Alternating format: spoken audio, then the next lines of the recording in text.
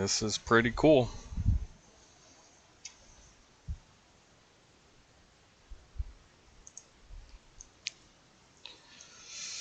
All right, we have about 4 minutes and change until kickoff.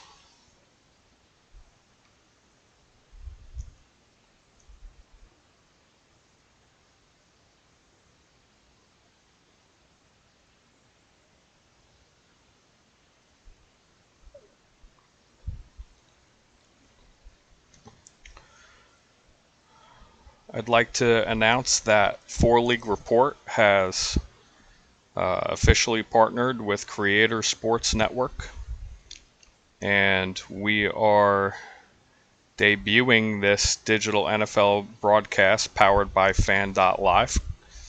Cardinals Panthers Hall of Fame game. This is the first 4League Report network level broadcast. We are just getting settled in here. So, not only will you be seeing the Fan.Live digital broadcast, because it's the only thing that we can show legally, I will also be watching the game on the television in front of me so that we will be able to get full context of exactly what's going on in the game.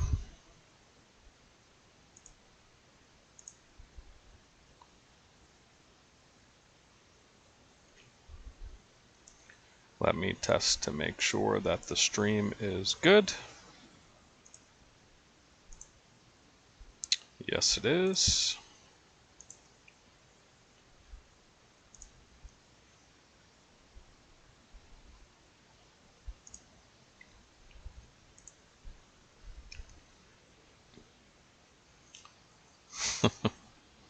I have to say this is pretty cool. So for anyone new and for anyone who hasn't seen this style broadcast before, it essentially reacts in real time to action going on the field.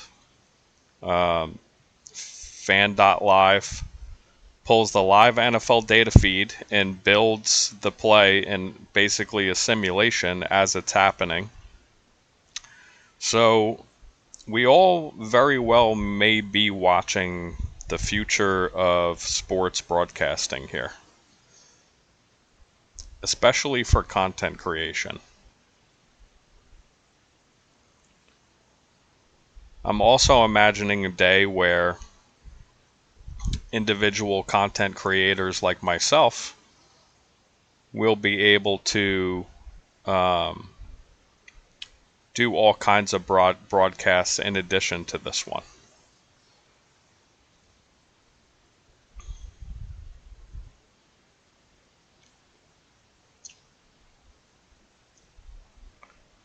Mike Tomlin making his television debut tonight.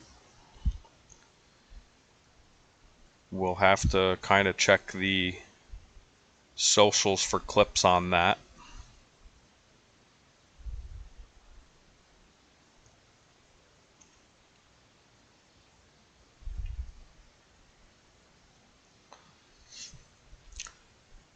I think the main storyline going into this game that I'm really interested in is Carson Beck. There is in my opinion, a very serious competition for the starting quarterback spot there. They may just let Brissett start the season. I mean, I could also see that happening. I think it's important to remember, though, Jacoby Brissett isn't making starting quarterback money. So I don't think anything would necessarily prevent Beck from starting this year, week 1.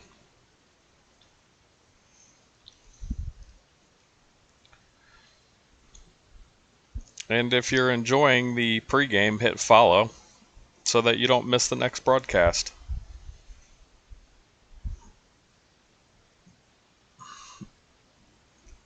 All right, the main Broadcast for the game has started. It is 8 o'clock Eastern. Drew Brees. This is the Hall of Fame game, so you're getting the new class of Hall of Fame players, coaches, what have you. Roger Craig. Man, it took him a long time to get to the Hall of Fame. Way too long.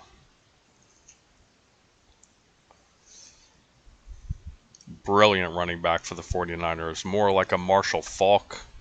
Very ahead of his time.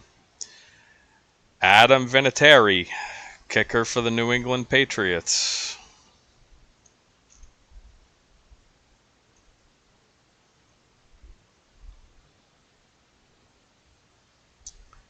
Luke Kuechly, very underrated player. Happy that he's a Hall of Famer.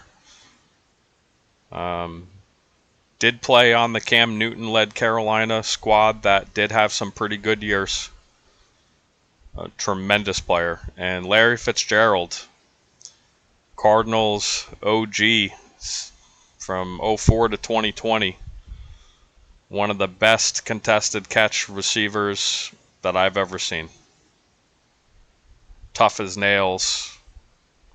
Just all around, man. I mean, all of these guys, in order to get to the Hall of Fame, you have to be an all-around great person.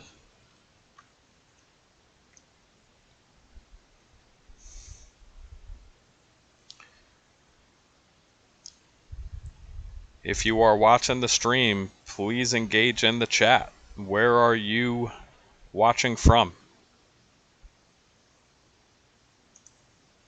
Oh yeah, Cosmic Rich. My brother from another mother. Football is back, baby. Yes, it is. Couldn't wait.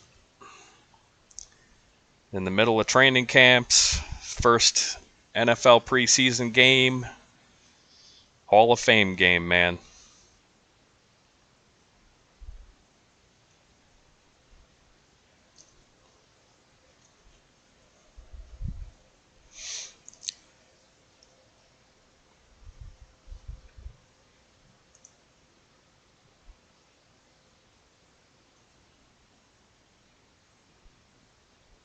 So again, if you're new to this style of digital broadcasting, the tech behind it essentially is Fan.Live pulls the live NFL data feed and builds the simulation as it's happening. So you and I and a lot of other people tonight may very well be watching the future of sports broadcasting. I'm not saying that it would replace conventional broadcasting.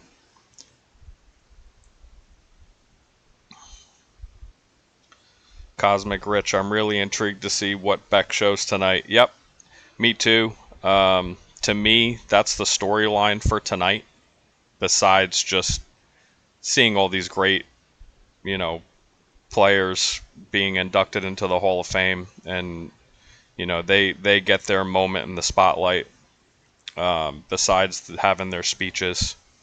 But yeah, I think that the competition between Brissett and Carson Beck is real, and I think that if he shows out this preseason, what's to prevent him from starting? I don't know.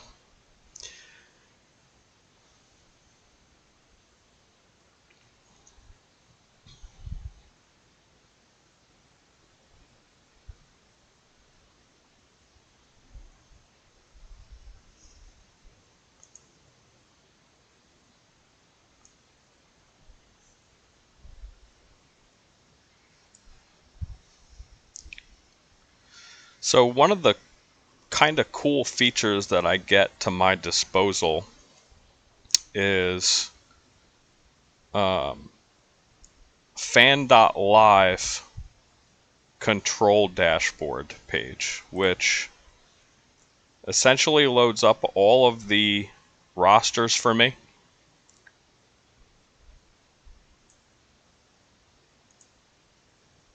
and that's pretty cool.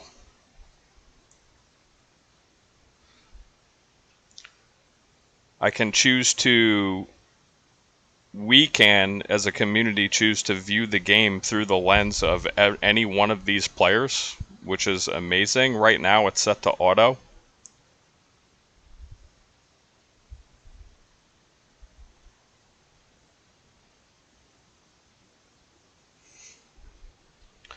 Cosmic Rich. The Cardinals have nothing to lose playing him. If they lose games, they can take a top quarterback in the next draft, and Brissett can mentor that rookie quarterback under $15 million. I agree.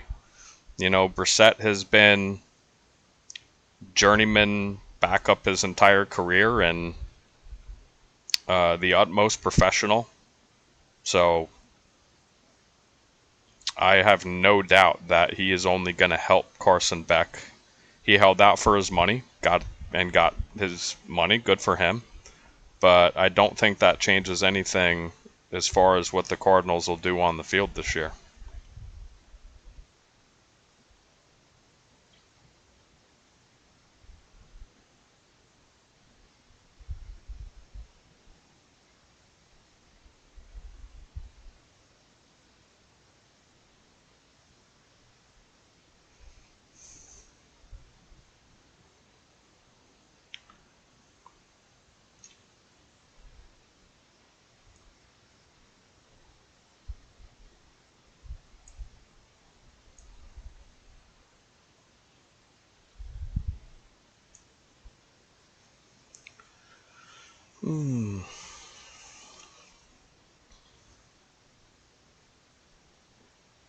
So there are a couple of overlay options here as well. There's fantasy and routes.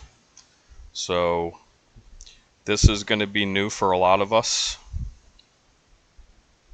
Cosmic Rich or anybody else who's in here, let me know how you feel about the audio. I can adjust the volume. I can adjust the crowd noise.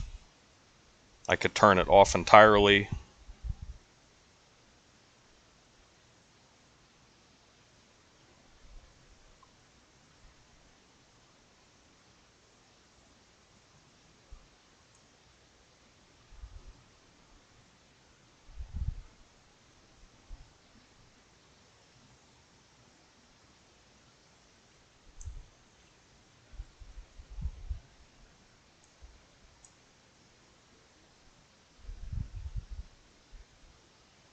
It also gives me play narration, which is kind of cool.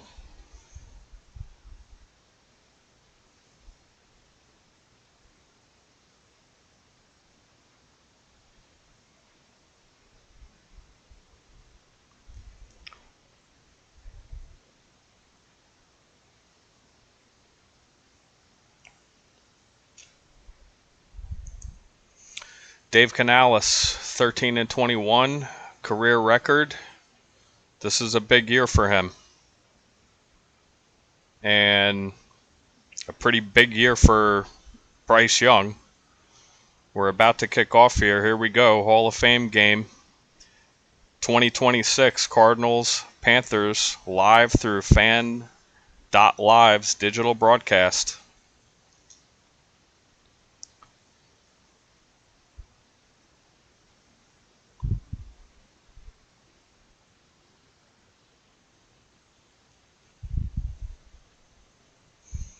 Kick is away.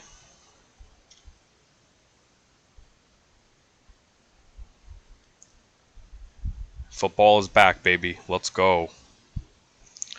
All right, so there's a little bit of a delay, but really not bad.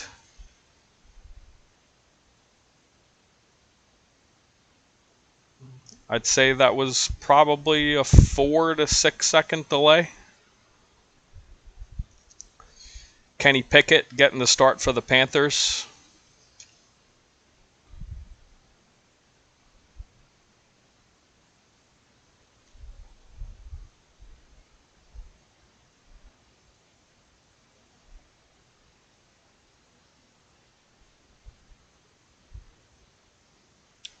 Pickett complete.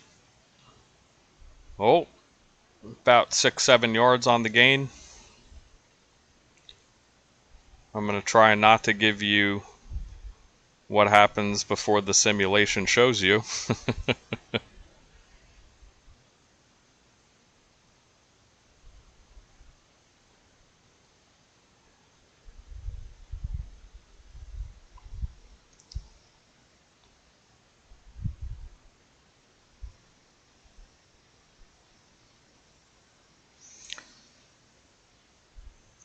So, it's preseason. We're not going to put too much stock in the actual result of the game. Pretty much everything that these coaches are going to run tonight are going to be vanilla. But they can tell you a little bit about coaching tendencies.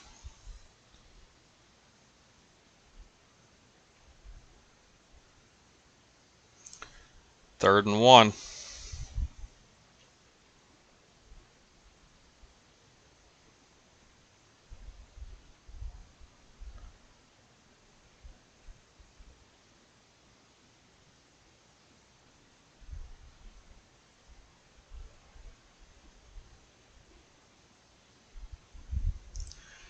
The route overlay is interesting. It looks to be pretty accurate.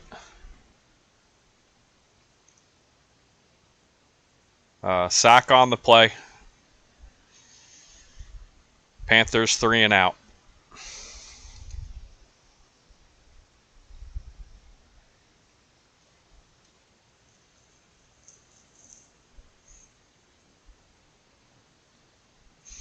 If you're just joining, 4League Report is partnering with Creator Sports Network to debut this digital NFL broadcast.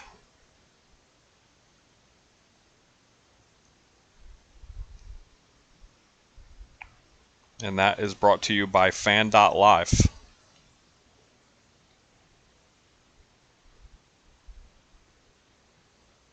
All right, Carson Beck. We'll see how long he gets to play tonight. I would hope the first quarter.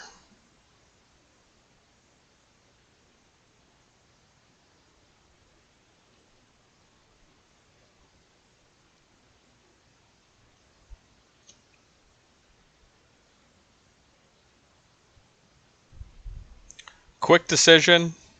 Just gets the ball out of his hand. That's kind of what you want to see for a rookie. I want to turn this routes overlay off, I think.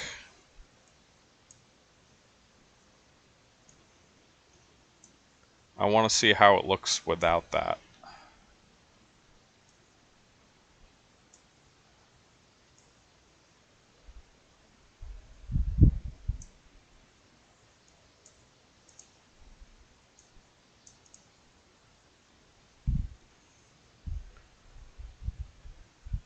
Let's see if that's a little less muddy.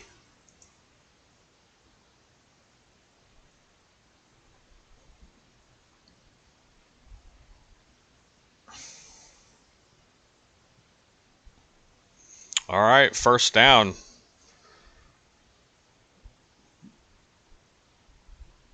Beck takes it himself.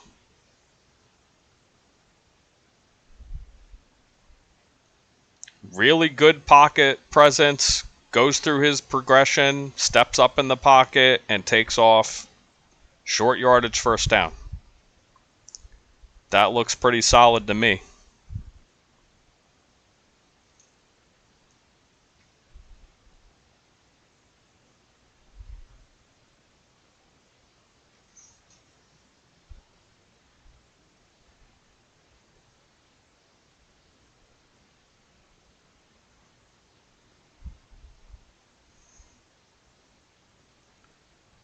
Run by Knight for 3 yards, 2nd and 7.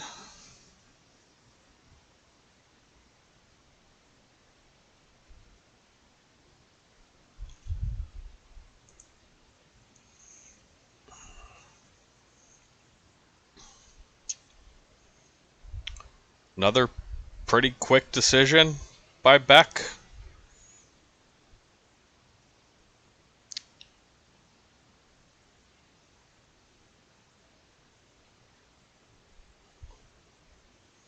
I think there's something to be said for guys who played a lot in college and played a lot of very meaningful games in college. How comfortable does he look? Well, they're probably going to punt here after this. But I like the way he looks so far.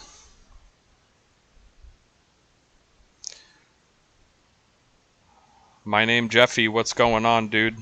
Thanks for joining.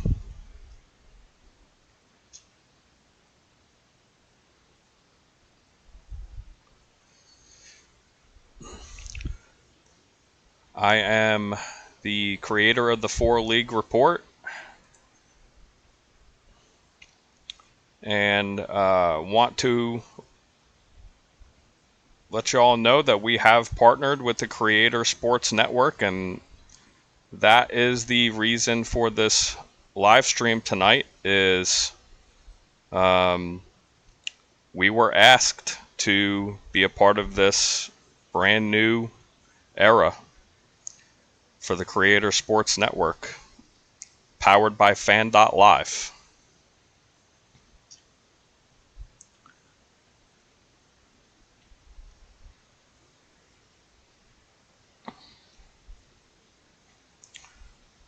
First drive, Cosmic Rich. First drive, he looks calm and is getting the ball out quick. I agree, man. I mean, I don't think that Brissett is a slouch. I'm certainly not saying that, but if you have a rookie who's looking this confident in his first game action, and your projected starter is making $15 million, and it's a 1-year deal, why can't he start the season? If you think you found your guy, I would play him. I think Giants fans collectively would tell you that they wished that Jackson Dart had started the season in 2025.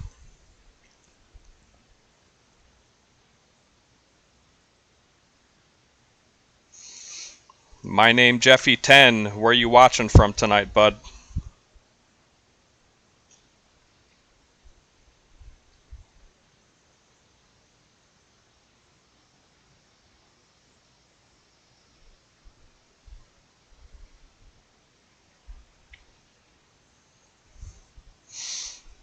And again, this is preseason. We're not putting really too much at all about the outcome of the game itself. It's all about rookies, camp position battles, who's fighting for what roster spot, bubble players, are they going to make the team? Cosmic Rich, who's a Giants fan, can definitely agree that Jackson Dart should have started from jump last season. Rush should have retired well before last year. Laughing emojis. Yep. Well, I think a lot of people would agree with that.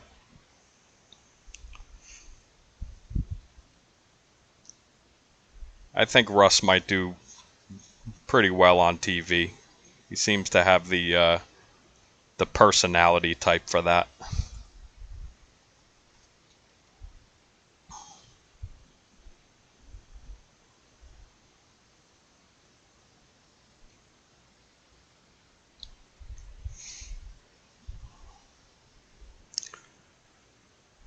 All right, so the Panthers start their possession in a lot of trouble here.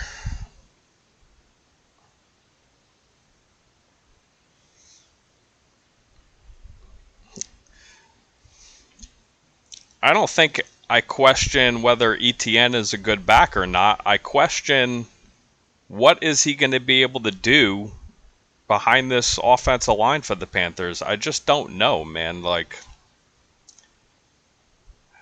think Bryce Young's kind of been running for his life the last couple of years.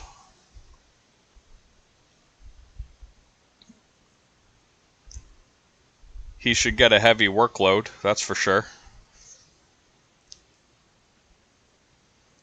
All right, 2nd and 12.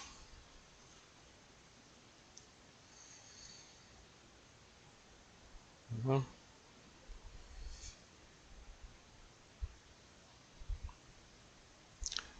yeah, what do you guys think? Keep the route overlay off. I think it just kind of muddies the broadcast here up a little bit.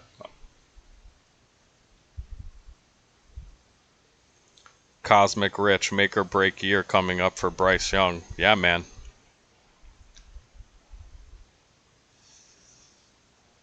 I'd say so. Oh, we have a penalty on 3rd and 12. False start. And half the distance to the goal. Cosmic Rich agrees we're going to keep the route overlay off.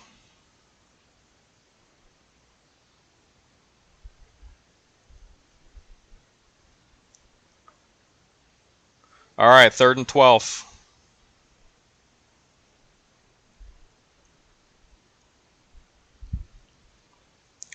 Oh, Panthers get bailed out here, it looks like. Kind of an overthrown ball, but a pass interference nonetheless. Yeah, DB's not playing the ball. Sticks both of his hands right in his chest and kind of drives him towards the sideline. I mean, yeah, that's going to be pass interference, even if the ball wasn't exactly there.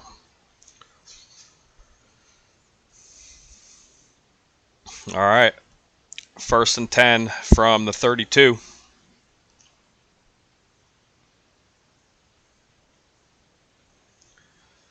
It's just more of what I fear for ETN. You'll see here. Just not a lot of room to run here.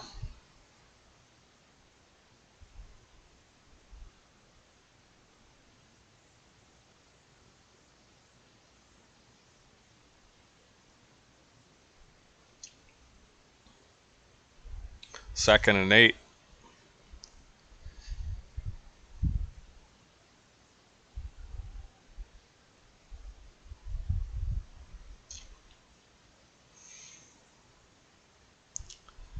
Dump out to ETN. Yeah, I mean, you could tell. Oh, Crawford, pardon me. You could tell that the Cardinals are kind of sitting down against Carolina right now on defense.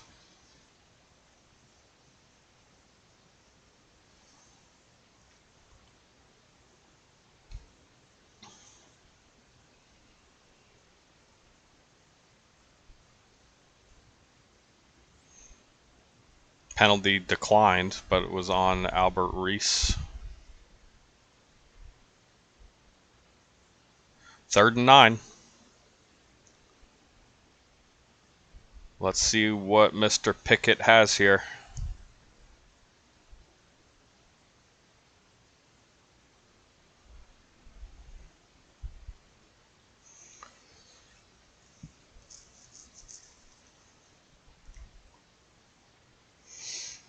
Well, I guess not the worst decision he could have made, but also not a first down.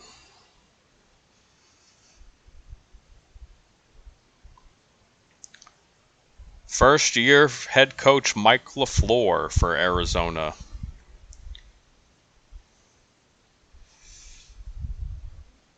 How do we think he will do in his debut year as head coach?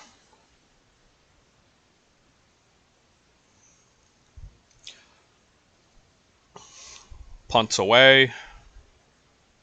Oh, I don't really agree with the decision by the returner there to even get close to the ball around the 3-yard line. Just get away from it, dude.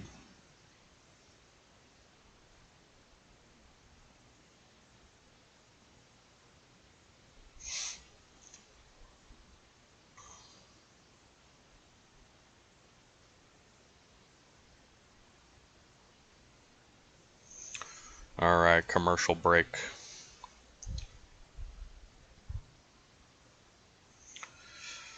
Cosmic Rich, I don't know if I hate LaFleur as a coach, but they're likely heading for a top 3 pick. Lack of talent in Arizona. Yep. Without a doubt, a lack of talent. They had a top pick in this year's draft for a reason, right? So I agree. They likely are in the Arch Manning March for Arch sweepstakes. Cosmic Rich also is Marvin Harrison Jr. a bust. Yeah, I'm seeing a lot of the same clips that you are probably. I don't know how sure-handed he is. He doesn't look very sure-handed. I think he has shown the ability to separate, but yeah, I'm not sure about the hands part of it. Maybe there will be a Cardinals fan in here who can help us out with that.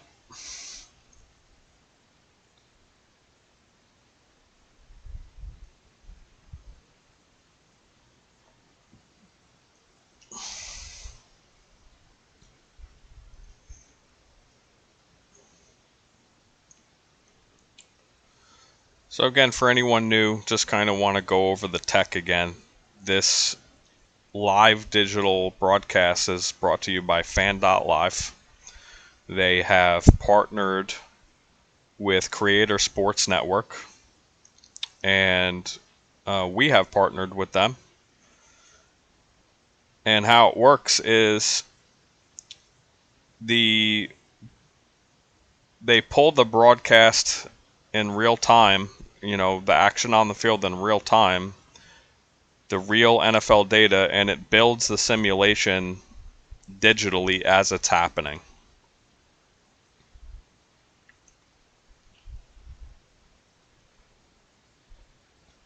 All right, back from break, 1st and 10.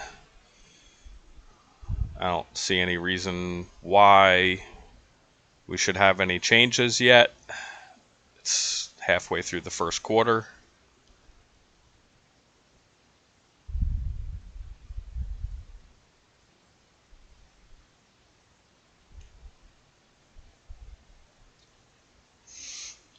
Pre-snap penalty, false start.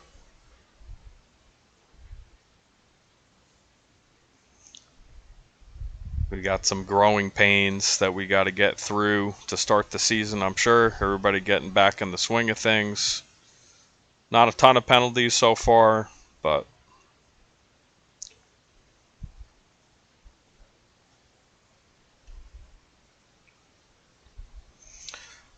Cosmic Rich, this kind of reminds me of the animated games NFL did for Nickelodeon and Disney. It's pretty cool. Yes, as a matter of fact, it looks like very similar, if not the same kind of technology that's going on here. I mean, I don't know for sure. I'd have to get clarification from the Creator Sports Network people or the Fan.Live people. We have open channels to talk to the Fan.Live people. They've been awesome in helping us get this all set up. All right, 2nd and 10.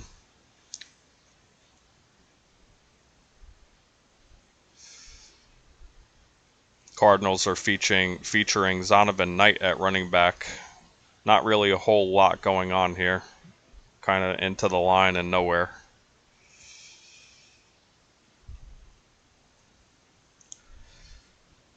So the Panthers have made regular improvements under Dave Canales. In 2024, they were last offensively in points per game and yards per game, and last year they were kind of in the middle of the pack.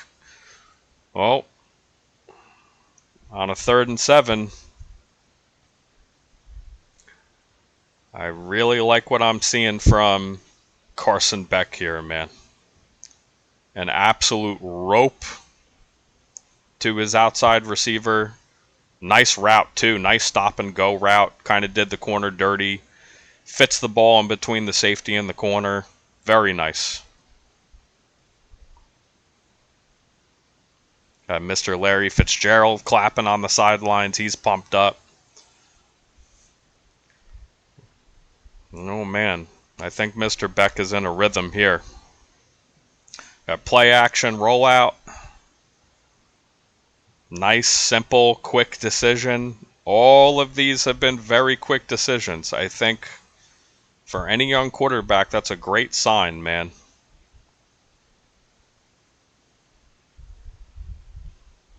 Second and 7. Offense on schedule.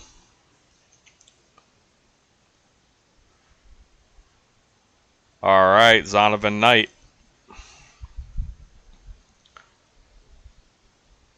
Zonovan Knight's a player that has always kind of had a little bit of potential. 10 yards and a first down on that carry. Almost slips in the backfield, but recovers nicely.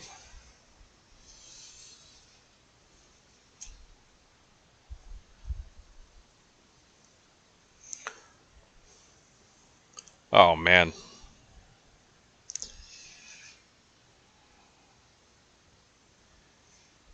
Carson Beck with a guy in his face. Kind of gives him a little hezzy, and then drops the ball over his head. Offense stays on schedule. 2nd and 5.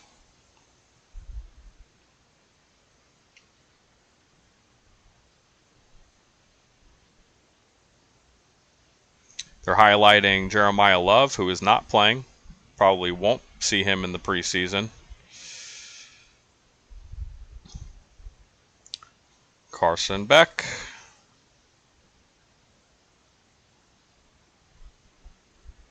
A nice in route. Hits him right in stride. First down. Beautiful ball placement.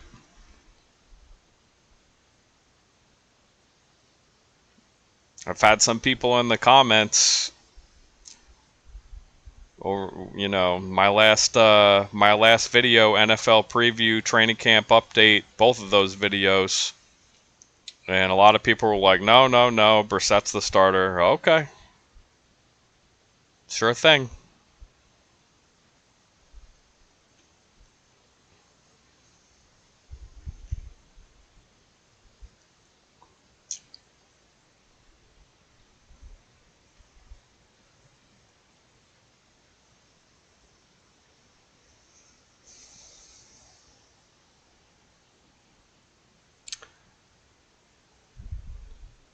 Spent the first part of his college career at Georgia, and then his last season he transferred to Miami. A lot of big games in college for Carson Beck. Quite a few big games. I think it matters, man.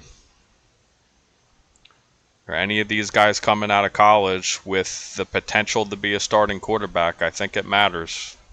That's another nice ball. Kind of a sidearm release. 3rd and 1.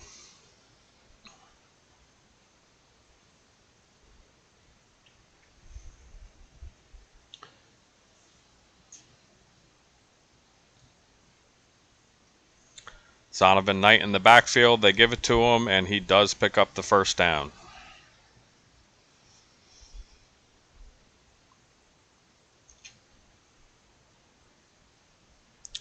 Hit follow if you're enjoying. I did just create and start this Twitch and live streaming journey in general. Let's see this play first. 1st and 10.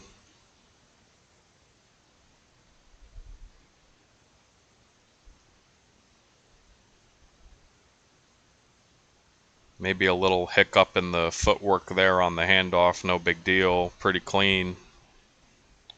Nice run by Jackson. The really cool thing about this broadcast is it gives you the names of the players. When you're watching Red Zone, when you're watching a regular broadcast, the names don't pop up above. So that part's pretty neat. All right, Carson Beck.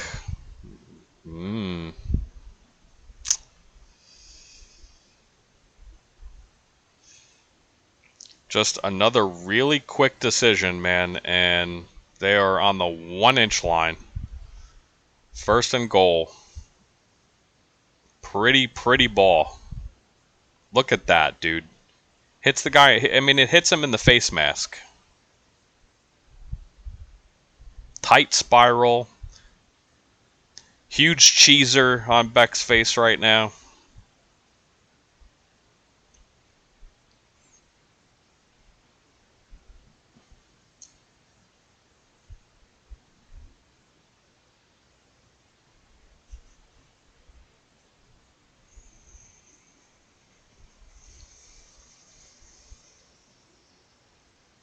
But anyway, this is my first ever live stream.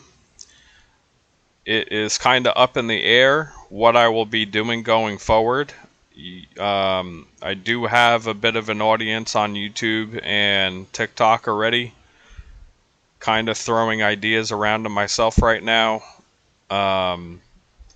Maybe possibly multi-stream in the future, being able to stream multiple platforms. We'll see how successful this is tonight, and that will decide whether I will keep it here or move it to YouTube or move it to TikTok.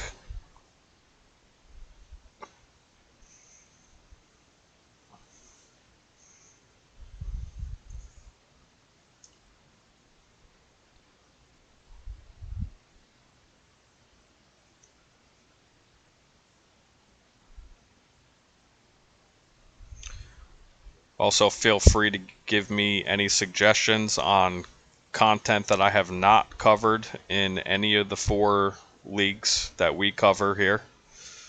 NFL, Major League Baseball, National Basketball Association, National Hockey League.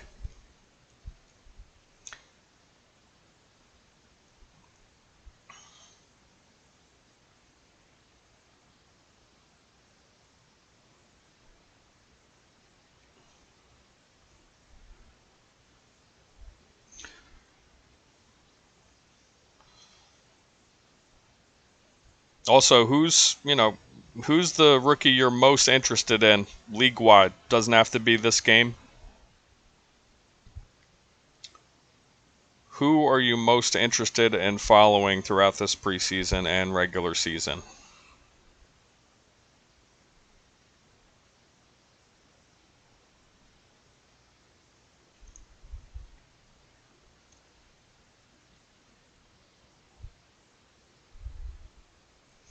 And I have to say, this camera angle switch that they have going on for this Fan.Live broadcast is pretty cool.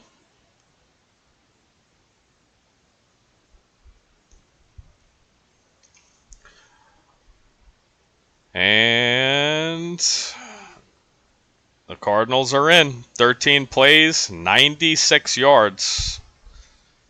Over 7-minute drive. Run from the 1-yard line. All set up by Mr. Carson Beck, who looks to be in total command of the offense. Well, Dan, it's just preseason. Okay. This is also his first ever NFL action.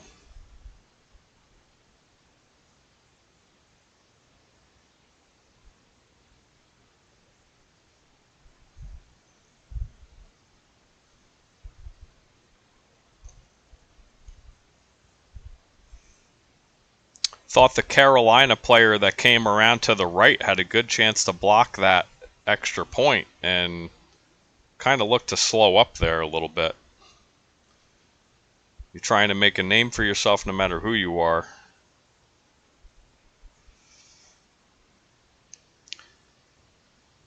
Cosmic Rich. I'm really interested in Jordan Tyson. I think he's in a really good spot in New Orleans alongside Olave, who just got a massive extension. Still a question mark at quarterback with Shuck, but 2 really good wide receivers is a bright spot for him this year. I think Tyson is a candidate for Rookie of the Year. Yeah, man. I mean, Tyson was a beast in college. He was picked where he was for a really good reason.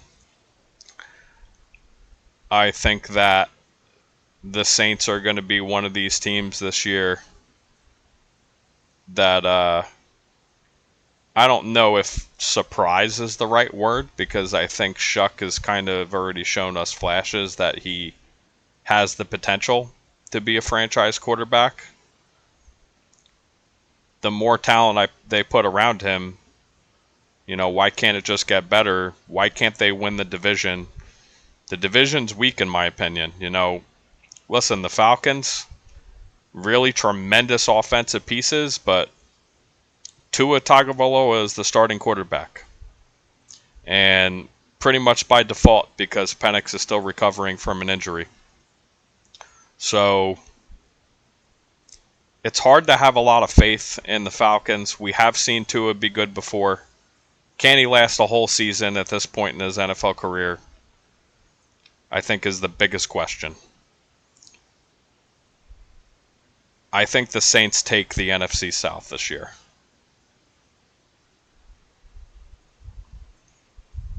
All right, kick is away.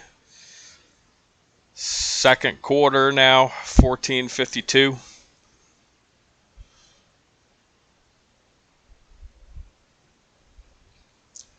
Pretty nice return here.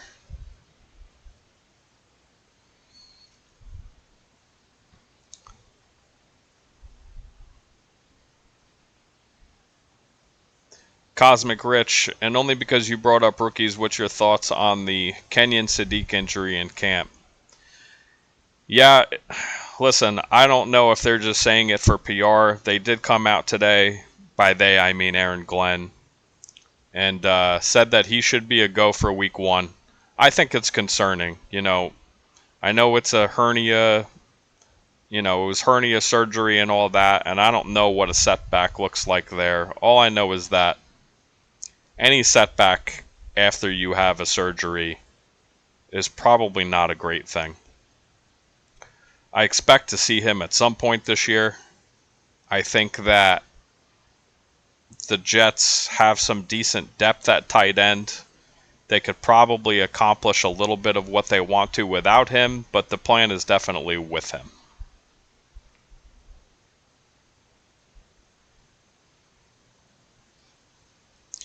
ETN, nice run here for a first down.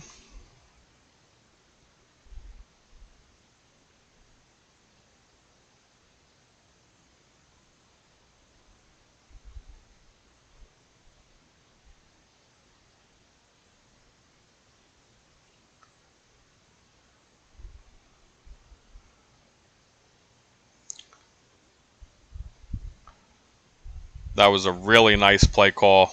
You'll see it here. Now, a little inaccurate from this digital broadcast. It was a play action rollout by Kenny Pickett.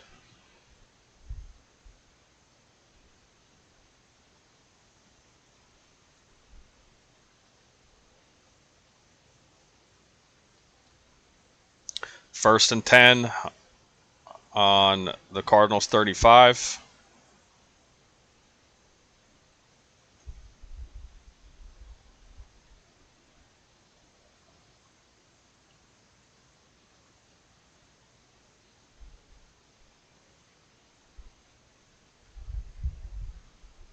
Nice quick decision, keeps the offense on schedule.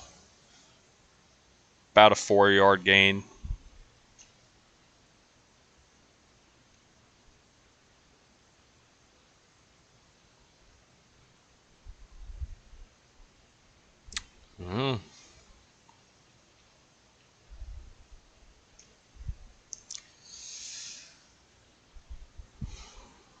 Not really sure what's going on with the broadcast here.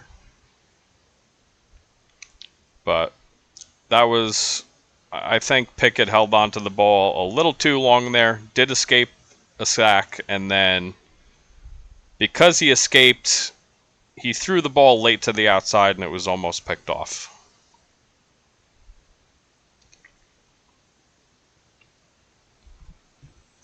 3rd and 6.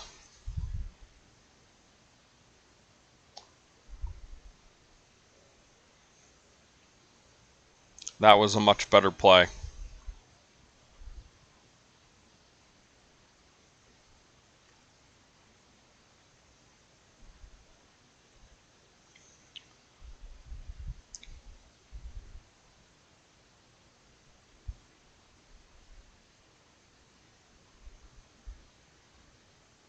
Finds Mitchell to the right for a first down. 1st and 10. Pickett is 7 for 9 for 44 yards, for what it's worth. Ooh.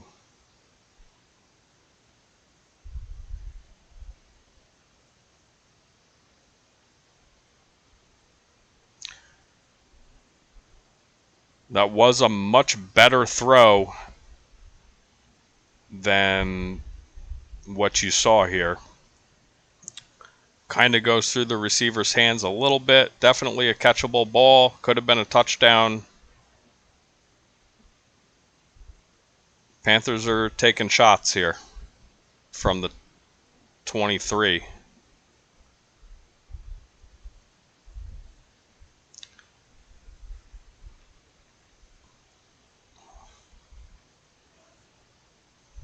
Okay, that's a nice job by Pickett there. Takes the check. Wide open to Dillon in front of him for a first down. 1st and goal from the 5.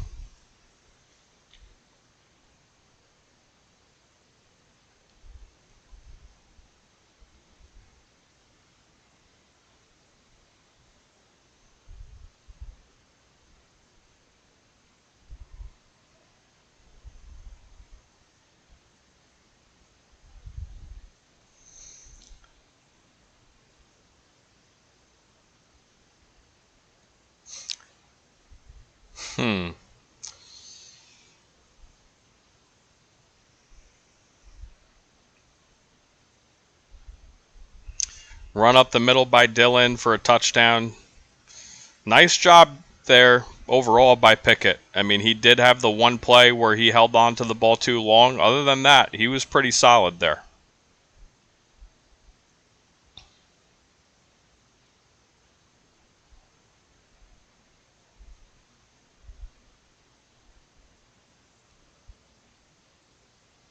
So I think you'd expect him to be the backup in Carolina. I don't know, or I don't remember who else is on the roster.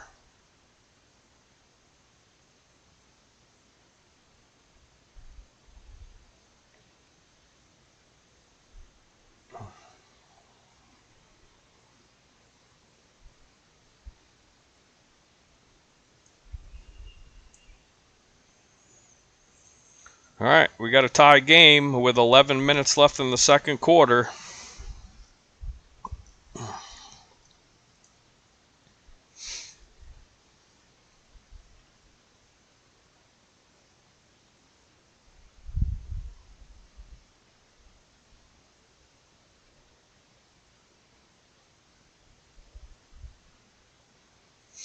If you're enjoying the stream, hit follow so you don't miss the next one.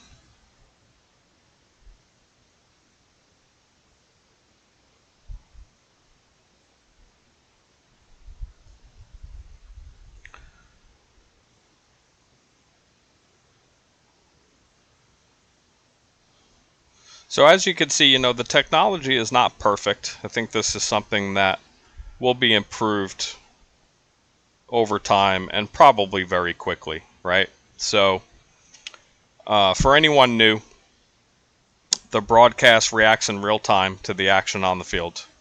Fan.Live pulls the live NFL data feed and builds the simulation essentially as it's happening. There is, a little bit of a delay, but in many cases you may be watching the future of sports broadcasting, especially for content creators.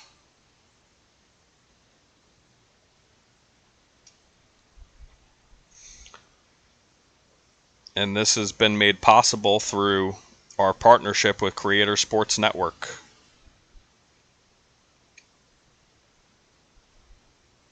So I want to thank them for inviting me to be a part of this journey and growing an entire community of sports podcasters, content creators. I think the future of sports media isn't just going to be an ESPN, it's going to be 1,000 ESPNs, right? And we're already kind of seeing that, you know. All these great shows like John Boy, one of my favorites, they just keep popping up, and the more and more of those shows that are successful, the faster we head that way.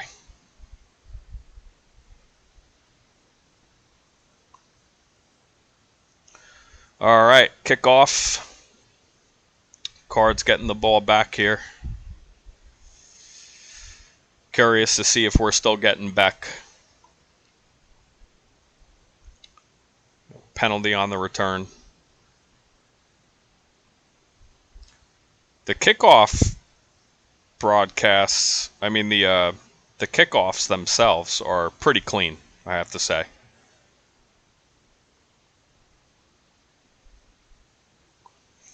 Cosmic Rich, 4 League Report is about to take off. Thank you, brother.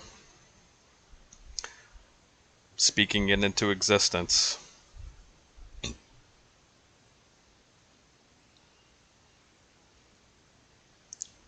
I am a low voltage and networks integrator. For anybody who doesn't know what that means, I'm essentially in construction. I would like to be doing this full time within the next 5 years. I would like for this to be my main job. Oh boy. Oh boy. You could argue the ball was underthrown and that maybe it should have been a touchdown, but man, and we have a penalty on the play here. Illegal contact, that'll get declined.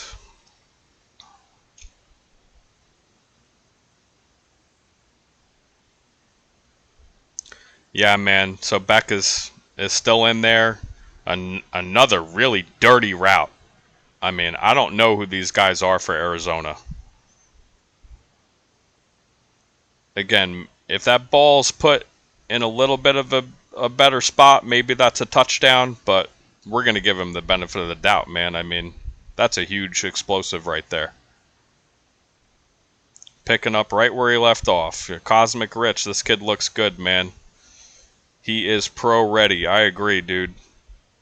Everything that I'm seeing tells me he's pro ready. I had a thought about him when the draft came around, dude. I'm like, man, whoever gets this kid might be getting the steal. Nobody's talking about him. Kind of flew under the radar. Again, a lot of big games for Georgia, and then that final year, you know, in the championship game against Indiana. I mean, what more do you want? He was very successful in college. He looks the part. He's got the size. He's got the arm. What, people don't like him because of his facial features? I hate that shit, bro. Like, that stuff drives me crazy. I don't care what his eyes look like. I don't care what his nose looks like. Can he play football? 9 for 11, 130 yards.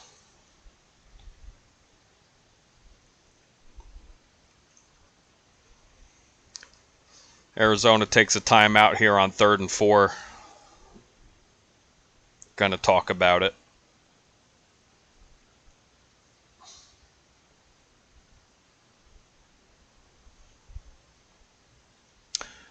Cosmic Rich, it's because he's not flashy. Today's NFL wants flashy. He's an old school prototype. Yeah, man, I could get down with that for sure, you know? Absolutely. He wasn't the sexy pick coming out, you know? So I totally agree with that. No, again, there was no hype, virtually no hype, right? I think if If Miami had won the national championship, I think the hype centered around him would have been a lot different. But the narrative changed, you know, and he kind of flew under the radar, in my opinion, when they lost. Here's your 3rd and 4, and man, yeah, the broadcast's a little inaccurate there, but dude, Carson Beck looks like the real deal, man. Just an absolute dime dropped in the corner of the end zone. Perfect ball placement.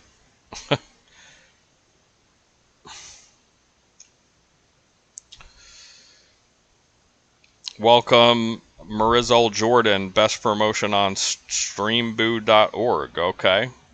Welcome, Dennis 071020, best promotion on streamboo.org. Okay. Might have some bots in here. That's okay. That kind of stuff is to be expected. If not, let me know where you're viewing from.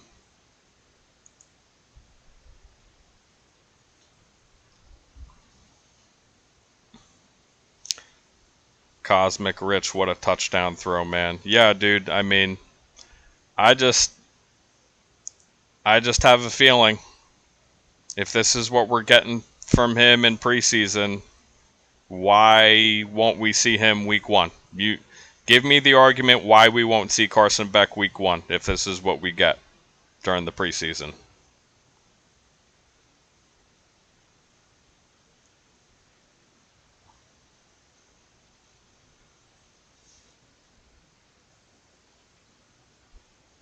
Interviewing Adam Vinatieri,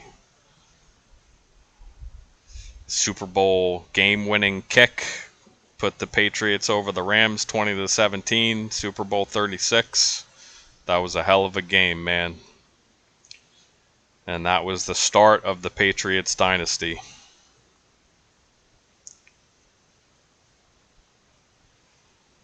And the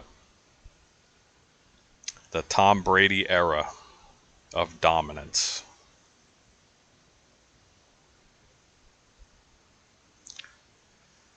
All right. See if the Panthers can respond here. Let's see if it's still Kenny Pickett. Yeah, the kickoffs are clean in this broadcast, man. They're very clean.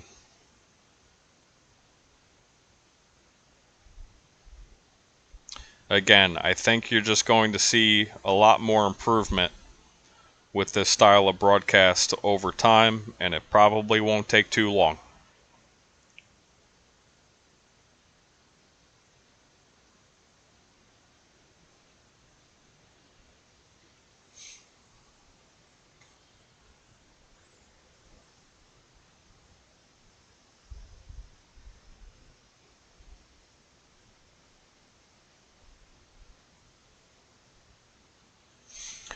All right, 1st and 10.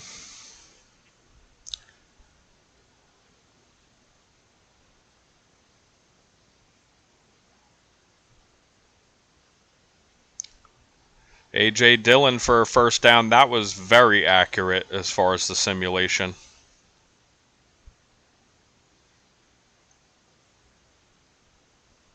Kind of cuts back to the weak side.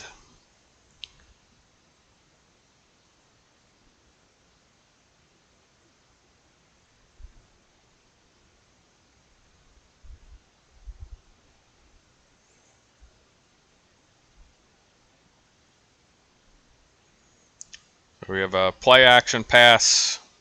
I don't know if that was misthrown or if the receiver just dropped it. Either way, it's going to go down as a drop pass. Cosmic Rich, A.J. Dillon turning back the clock a little bit, LOL. Yeah, man. I mean, listen. He's not a bad-looking player, that's for sure. I mean, he looks like he could take the workload.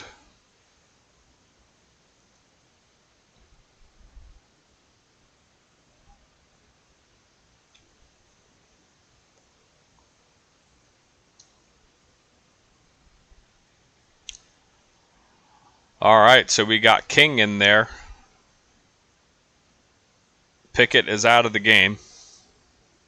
Nice pass for a first down. And a nice throw there.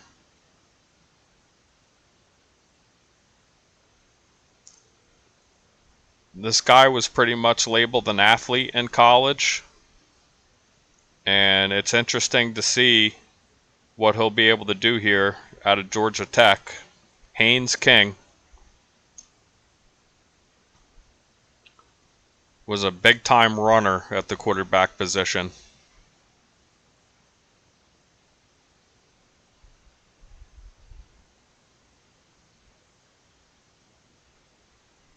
Second and 6.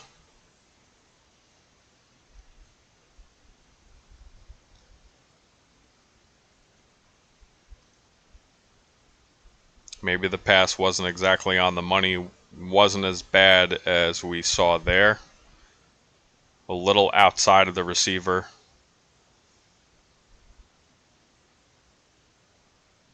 They're showing the 2025 Georgia Tech locker room with looks like 2 pull-out beds in the locker room. Pretty funny. 3rd and 6. Oh. Okay. Little back shoulder turns the receiver away from the defender to avoid the hit. That's pretty interesting. Cosmic Rich, this kid slept in the locker room at Georgia Tech. Now that's a dude I want at quarterback. So I'm not listening to the broadcast. So I'm happy that Cosmic Rich filled in for me there. I am watching the main broadcast myself just for context, but with no volume.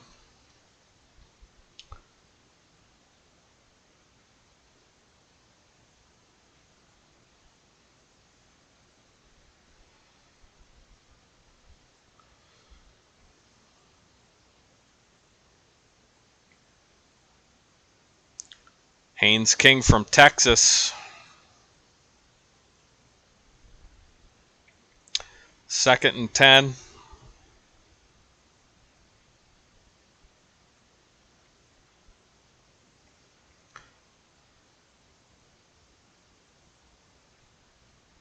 Really nice, really nice.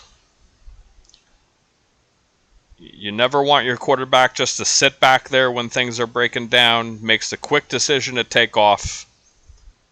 A lot of other quarterbacks there would have been blindsided and completely blown up.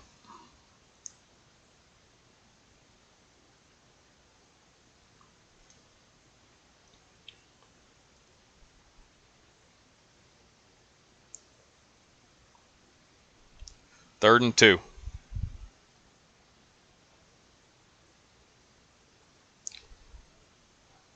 That's nice ball placement. Let's see what we get from the broadcast here. Yeah, man, that was pretty much spot on. Nice little out route for a first down. Just taking what the defense gives them. Not mad at it. Hey, listen, I mean, Bryce Young, kind of slight, kind of a smaller dude. I don't want to say that lends to more injuries. God forbid. I don't want to see that for the kid, but guy like Haynes King could see some regular season action this year, and they might feel pretty comfortable after this drive. Nice little play action rollout. The receiver was open on the out. There weren't any undercutting defenders. Rolls out to his weak side and puts the ball on target so the receiver could run in. That's a nice play, man.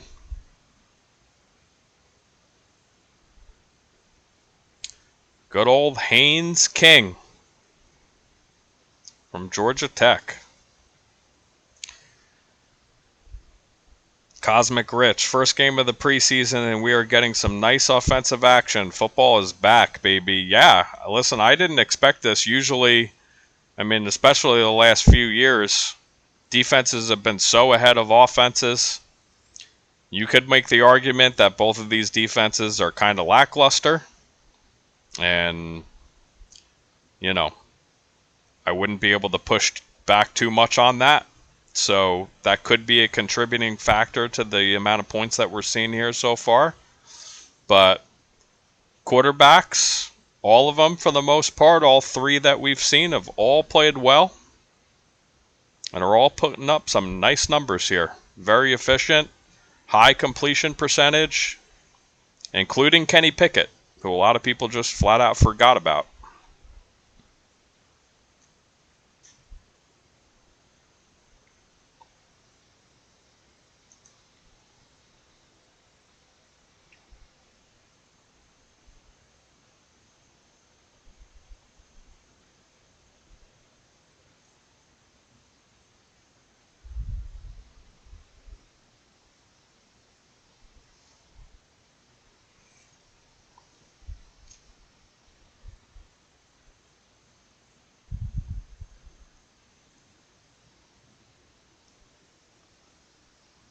Again, if you're tuning in for the first time, the technology here is a live digital broadcast that Fan.Live pulls from a real NFL data feed, and they build the simulation as the plays are happening. So we are probably watching the future of sports broadcasting in some way, shape, or form here.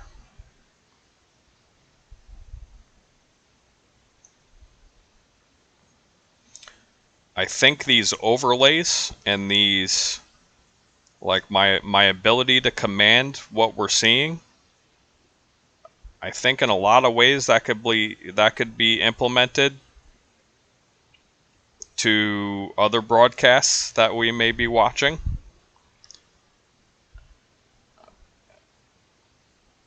We turned off the route overlay because honestly it was just kind of muddying up the overall broadcast. I'd like to see that cleaned up a little bit because I do think that is a nice feature.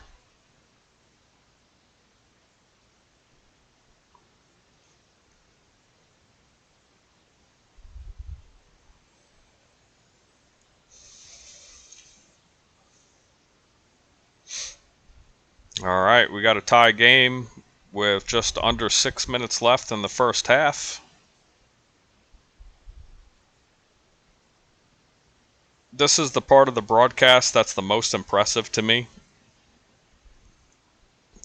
The kickoffs have been really smooth and pretty accurate, man. I have to give them that.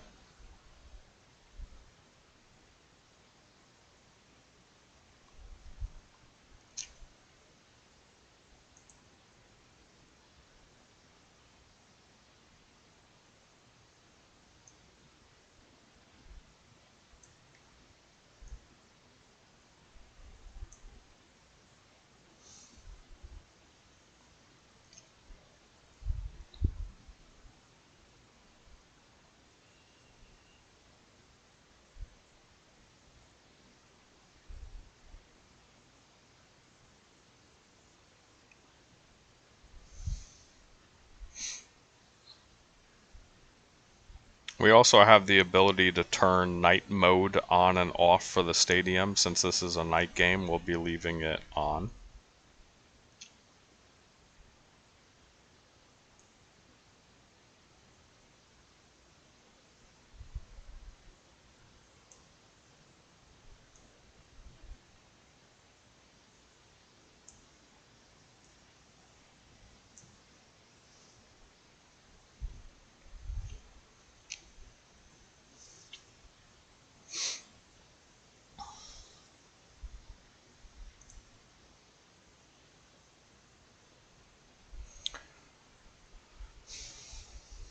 All right, 2nd and 15. Ooh, man. Just an absolute rope to the sidelines. Just short of the first down. Carson Beck still in there. They're going to give him the whole first half, probably. That's what it seems to me.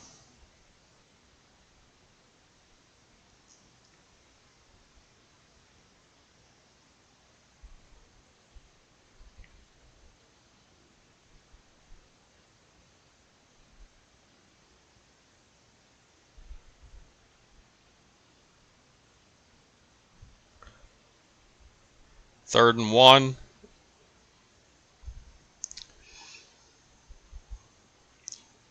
That ball was put on the money, as you'll see here. It was dropped. We do have a flag.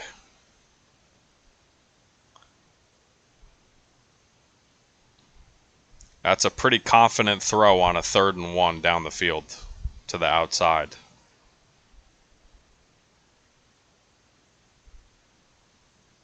Greg Olson being interviewed right now, rumored to be the replacement for Tony Romo alongside Jim Nantz. I would welcome that.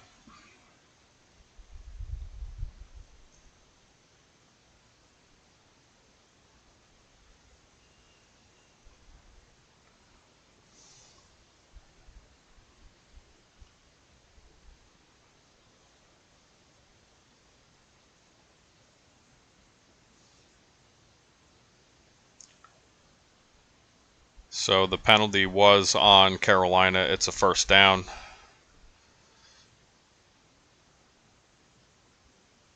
Backhands it to Knight for a pretty good game off the right side.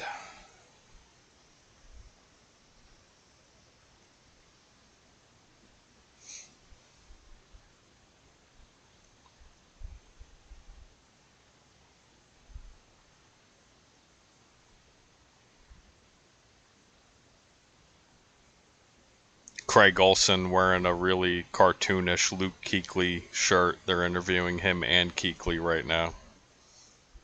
Gotta love Greg Olson, man. Really nice shifty run by Knight, but he fumbles the ball. Cardinals are lucky to get that one back.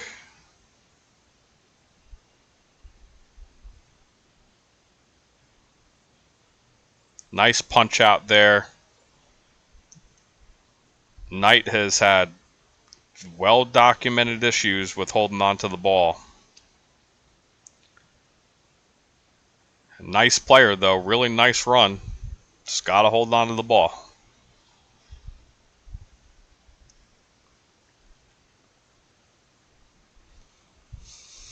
They are comparing Luke Kuechly to Clark Kent Superman.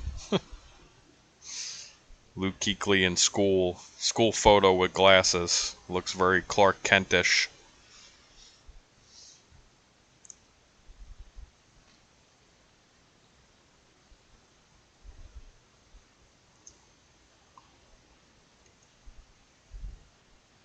Alright, Cardinals are running the ball a bit here. That's a decent gain on 1st down. 2nd and 4 coming up.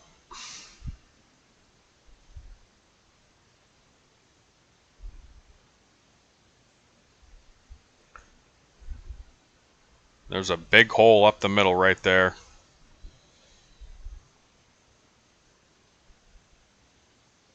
For a 1st down.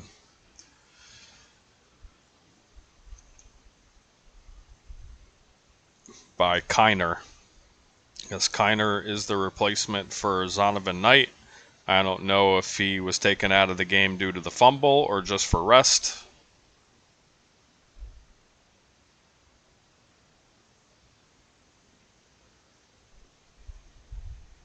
First and 10 on the Panthers 21.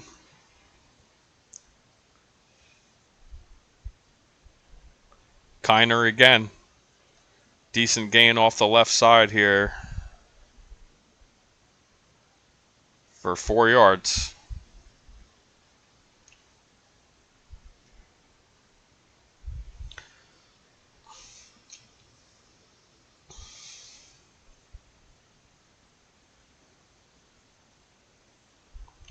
And we go to a break. So again, I'm Dan DePietro, the founder of the 4 League Report. We are coming to you here on Twitch, live streaming, Creator Sports Network, and their partnership with Fan.Live. Their brand, I don't know if it's brand new, but digital NFL broadcast. Very much how we've seen in the past on Disney and Nickelodeon, as Cosmic Rich pointed out.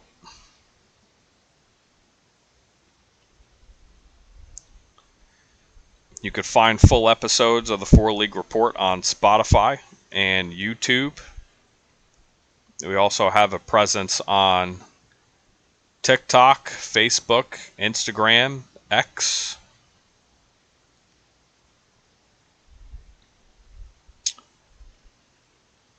The handle is at the 4 League Report, and on X it's 4 League Rep, R-E-P. Give me a follow there, and also visit the website www.4leaguereport.com.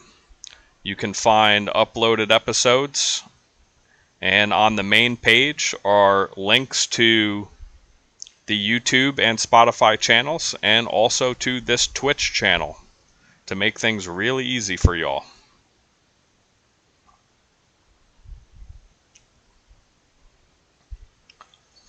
Also have a mailbag segment that I would love to get to sooner rather than later. Send me some mail.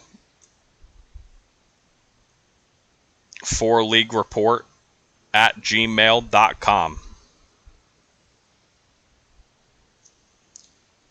And I will read your mail in a mailbag segment on the regular podcast.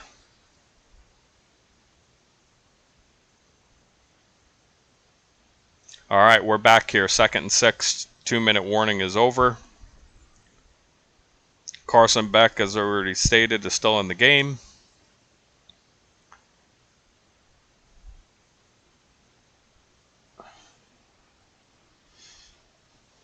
Zonovan Knight is back in the game. I think he knew that he kind of missed it there. If he cuts it back a little bit, he's got some daylight.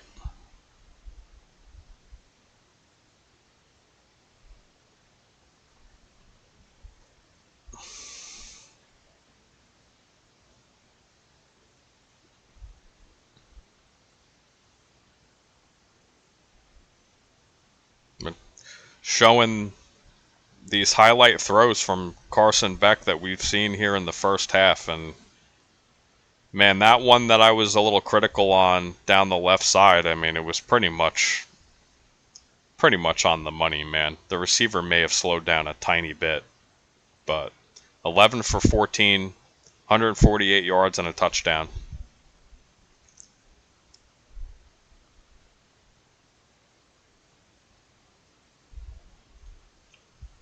All right.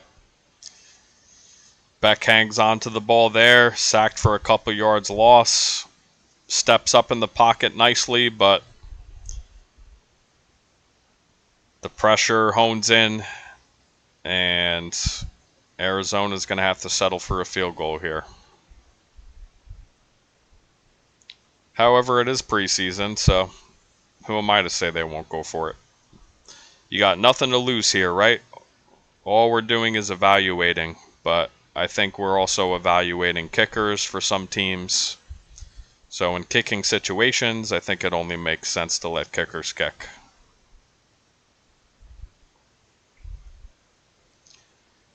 Here comes Chad Ryland.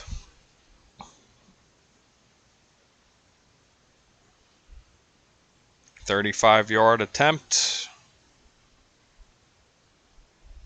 And sneaks it inside of the right post. That was pretty good because there was a defender coming around the left side that looked like he had a chance to block it. The broadcast showed that nicely.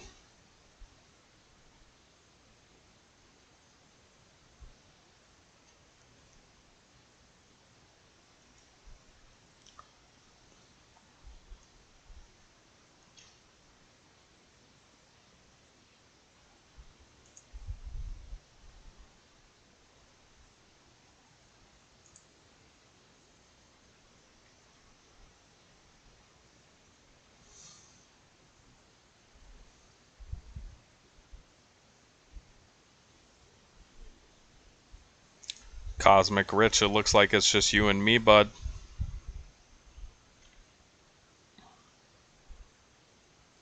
That's okay, there's a beginning to all good things, right?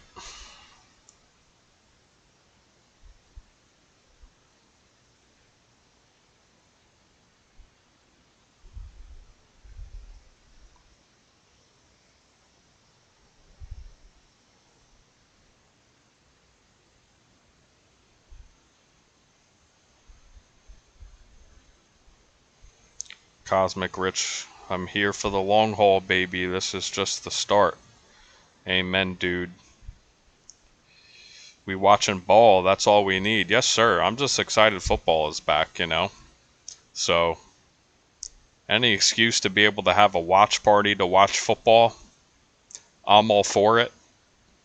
Nothing in life is perfect. I certainly don't expect this broadcast to be perfect. This is kind of new, man, you know, so we're taking it as it goes. We're trying to get into things early and one day at a time.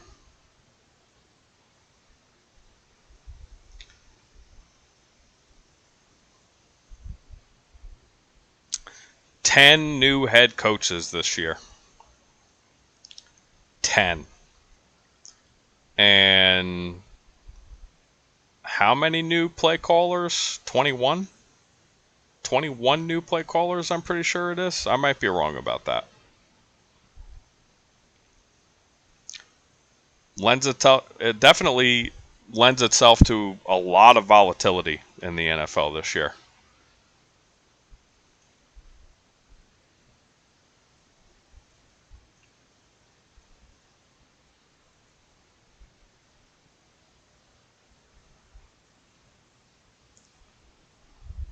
Touchback on the kickoff. Always good to see Tirico and Collinsworth in the booth. Cosmic Rich, a coaching overhaul this offseason, I think.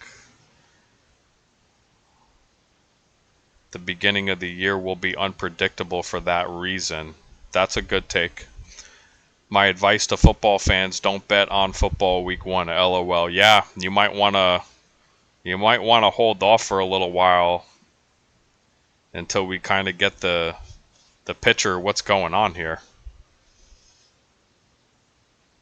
2nd and 10, throws a little wide by King. Kind of tight coverage there anyway. And that was an attempt to John Mechie, who still a pretty interesting prospect out of Alabama. Hey, there we go. All right, Fan.Live. Let's see what you got for this one. That was pretty nice. That was very accurate. Nice in route there by thrown by King.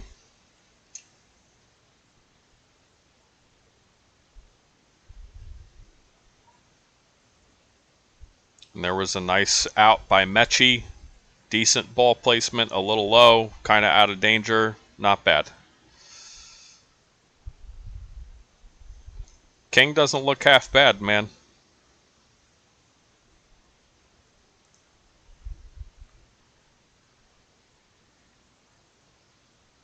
And you just get the sense that these players coming into the league are being coached on quick decision making, because you will simply not survive in this league if you're holding on to the ball.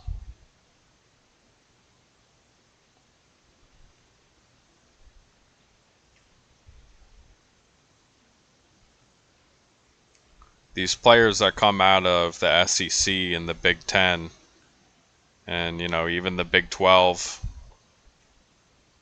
they can't really do that there. But this is a different story altogether. 3rd and 3.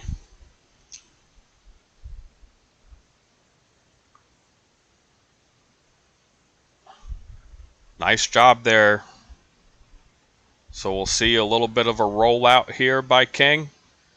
Puts the ball really nicely in between the defenders, and Horn takes it for a first down and a decent gain. We're seeing some very efficient play here.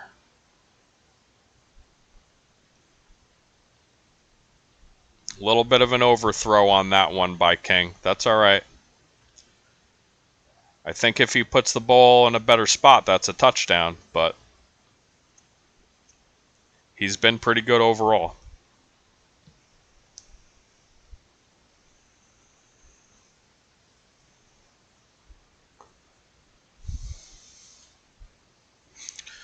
Second and 10, 23 seconds left in the first half of the Hall of Fame game. Football is back, and it's going quick already.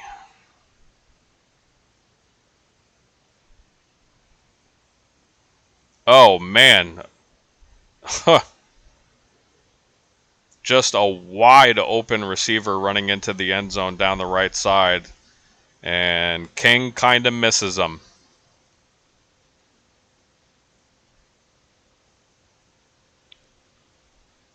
I mean, he kind of misses him, and, you know, if you're the receiver and you know that you're almost in the end zone, go up, straight up in the air, catch the ball with two hands, drag your feet, and score the touchdown. Help your quarterback out a little bit. Oof, we got some sloppy play here. And a flag on the play. Hospital ball.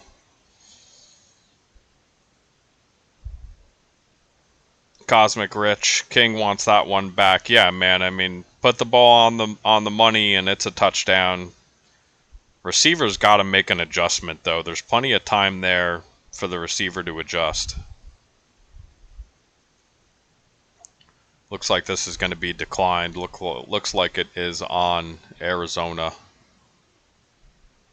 Or, pardon me, Carolina.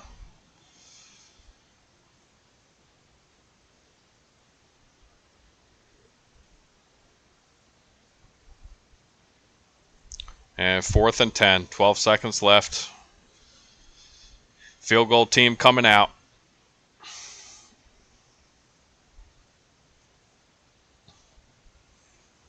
You know, we have seen in years past coaches on some of these shows like Hard Knocks, you know, when they're going into these games, their first one, you know, they tell their players, we want to win this game.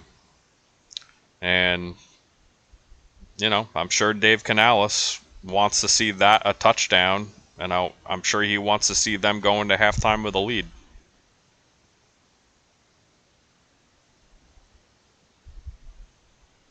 Kick is good. So the game is tied up.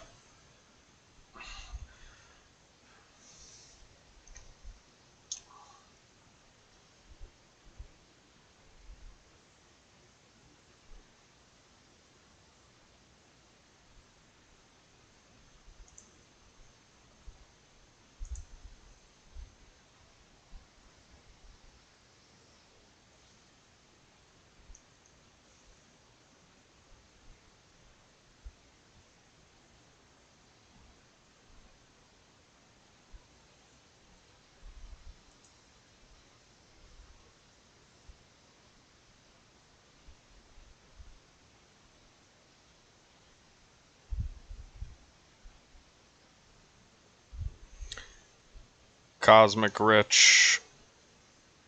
I think losing a preseason game also makes these reps more meaningful. These coaches want these guys in big spots before the season starts.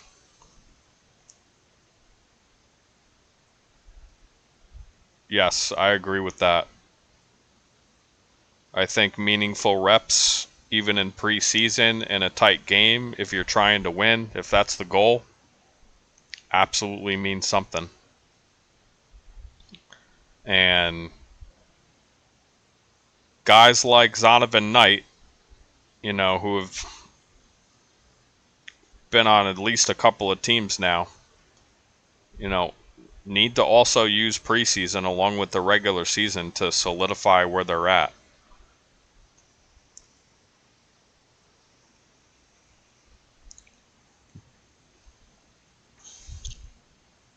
All right, 8 seconds left. This is just going to be a kneel down.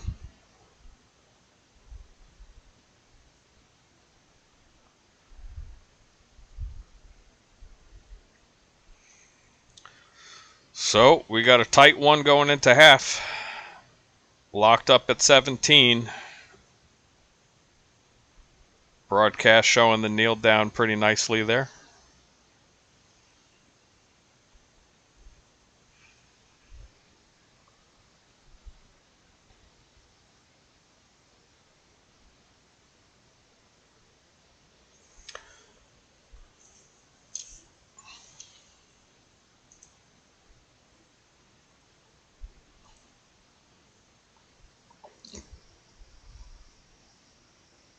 Cosmic Rich, give me your halftime grades for the Cardinals and the Panthers. You could give me grades for offense, defense, whatever you want.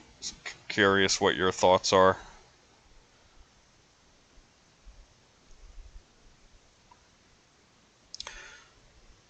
Quick reminder, this whole broadcast is powered by the Creator Sports Network and Fan.Live.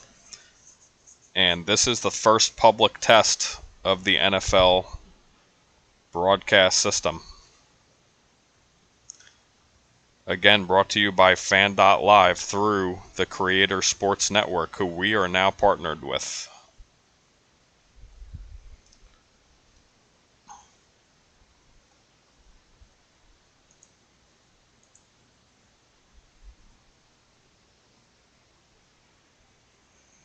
I think we have plenty of clips from the first half of all the quarterbacks, but really Carson Beck, man. Just super impressive.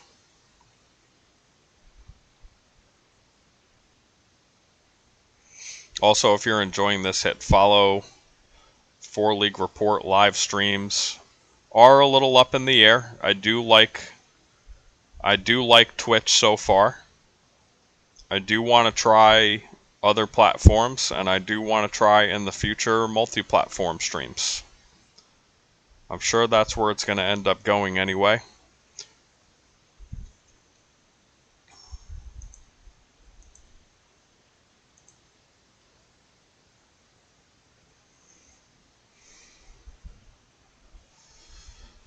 And if I have it my way, I will cover at least one game live stream in the fashion that we are now every week of the regular season, and including the playoffs. So this is just the start of things here.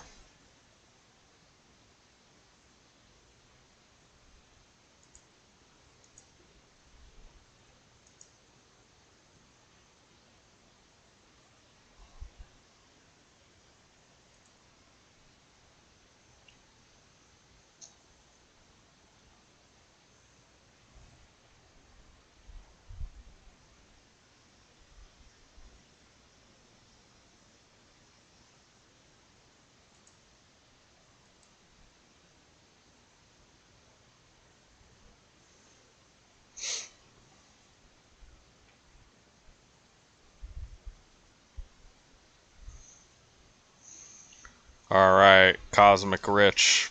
Both defenses have definitely been lackluster. Like you said earlier, the quarterback play is the bright spot for me in the first half. Carson Beck especially.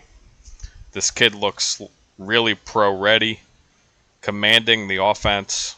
I believe play calling on both sides has been safe, to be expected, really run first half. Both offenses get a B+. Cardinals defense gets a C, and the Panthers defense gets a D+. That's my first half grades and thoughts for this half, for this Hall of Fame game. Yes, sir. I agree with you. I think there have been some big holes in the defenses, that's for sure. Can't argue at all with the quarterback play.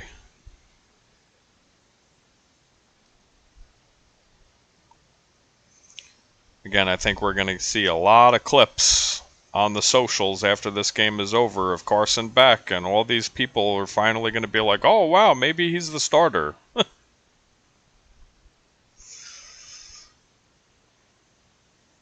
Yeah, maybe he's the starter.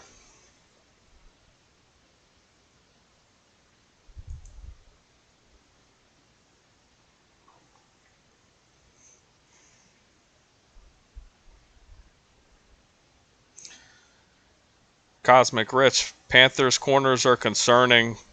Cardinals receivers running all over them. Yeah, a couple of stop and go routes just left those corners in the dust. There was safety help over the top. One safety got there because maybe the ball could have been thrown a little better by Beck. But other than that, yeah, man, I mean, the Panthers corners, Panthers front seven, not really feeling very confident in that group. I know it's just preseason, but again, defenses usually come out to start the season stronger. I think we've gotten used to that now. So this is a little concerning for both teams. Wednesday, September 9th, Pats at Seahawks. Sunday, September 13th, Cowboys at Giants on NBC.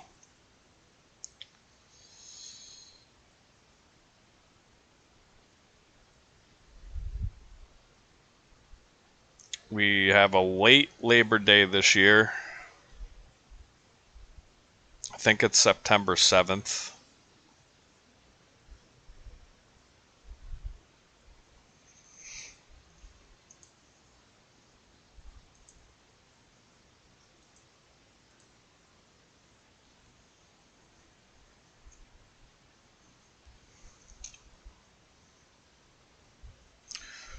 Do the Cardinals have the potential to finish better than the 49ers this year? With all the injuries going on in San Francisco. I know it's early in camp.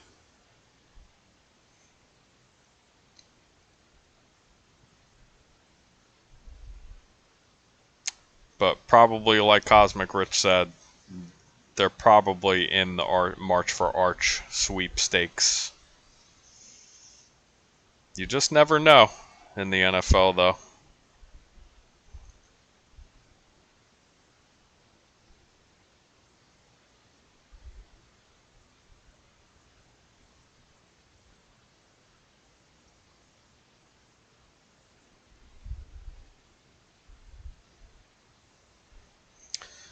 Cosmic Rich, we've seen crazier things happen. We sure have, man. I mean, I covered it in the NFL preview episode. Again, you could watch that on YouTube. You could listen on Spotify. There's at least one worst to first team in the NFL as far as the division standings go. At least one every single year. We have not had a repeat playoff field in the NFL ever. Cosmic Rich, one Brock Purdy, McCaffrey injury, and your statement could be true. Sure, why not? Why not? I mean, listen, Shanahan's a great coach. You know, he might be able to figure it out without a starting quarterback or without his star running back.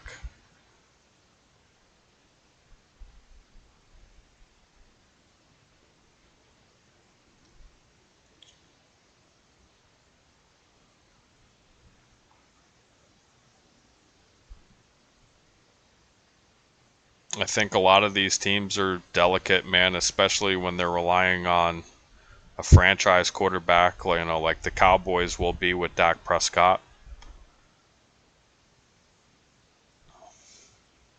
Or the Bills, Josh Allen. I mean, those guys, while there's a lot of talent around them, they essentially carry their teams.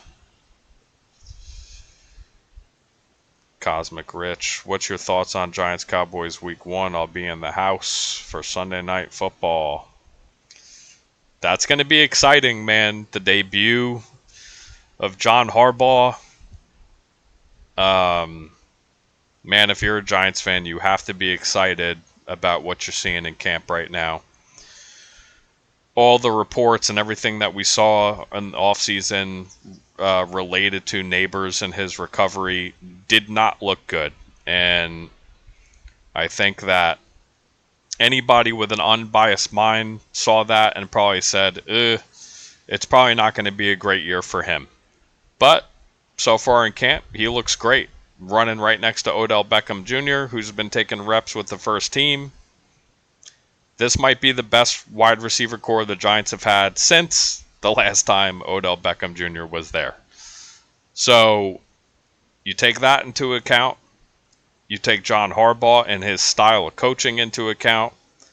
You bring in Patrick Ricard to go along with Cam Scadaboo. Tyrone Tracy's going to have a huge role, a much bigger role than I think people think he will. Isaiah Likely, who's going to be featured in the slot a lot of times. This Giant offense has the potential to be a problem. Jackson Dart just needs to take care of his body, and I think the Giants could be a problem. I predicted them to win 10 games and to make the playoffs this year. Defensively, what are they lacking in the pass rush? So if they could get out to some leads, they could finally start rushing the passer with the people that they have brought in, right? They haven't been able to use their personnel on defense properly because they never play with a lead. That should change this year.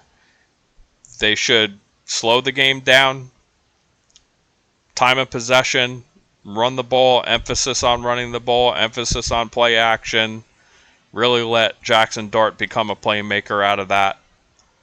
And if they have the lead on defense, they should be way more effective this year. The problem that I'm seeing and that I think Giants fans can't ignore is the cornerback room, the defensive back room in general looks very poor. Could that be the reason why we're seeing so much success with the receivers? Maybe, maybe not. Individual drills, the receivers still look pretty good. As far as the Cowboys go, their offense obviously is very high-powered. You love their skill position players, and they're all established, right? There are no question marks around any of them. We just expect them to be good. What I don't think you will see is a dominant defense or even anything close to that. I think the Cowboys feature a coaching staff that is inexperienced as when it comes to defensive play callers and people who make up schemes. I think they have talent on defense, but that's where I question whether they could keep the game in their hands. So I would say the Giants have a really good chance to win that game. It is a home game for them. Since I have them winning 10 games, I think they should split with Dallas. There's no reason why they shouldn't split. And why shouldn't they win game 1 at home with John Harbaugh being introduced as head coach? I think it'll happen. Cosmic Rich, thank you for mentioning Tyrone Tracy. Everyone seems to forget about him. He's been a 1,000-yard rusher and was really good last year behind a banged-up line after Scadaboo went down. Tracy will be a massive piece to this offense. Yeah, man, nobody has talked about him, and I don't know why. I agree with you. He's been pretty reliable as a Giants runner the last couple years. Excuse me. So the second half is underway. Kick out of the back of the end zone. They're interviewing Mike LaFleur right now. This is also his first year. Well, just his first year in general as head coach. Offense looks pretty good under him so far. I know this is just preseason. Cosmic Rich, Giants W week 1, ? From your lips to God's ears, my friend. Second half underway. Yeah, man, you know where I stand with the Giants. Listen, I'm a Jet fan, but I never root against the Giants unless our teams are playing against each other. New York all the way, baby. We know we got that little bit of a rivalry thing between the Jets and the Giants and the fans. We know that. Listen, when the city's split like that, there's some fun stuff that goes on. It gets heated every now and then. People get emotional. But will I be jealous if my team plays really, really poorly like they did last year? And if the Giants, under John Harbaugh, a real head coach, plays really well? Yeah, I'll probably be a little jealous.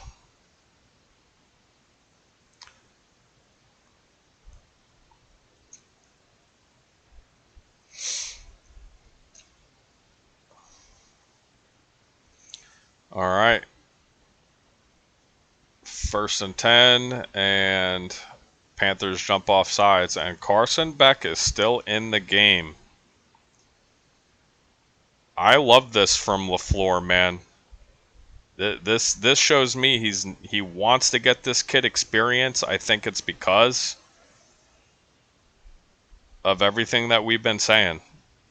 He looks like he might be the starting quarterback. Get him the experience now. He's the rookie.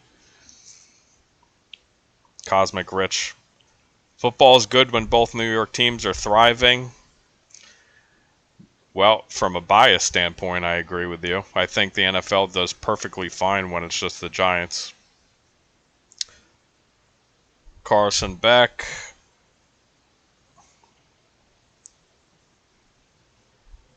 Play action rollout.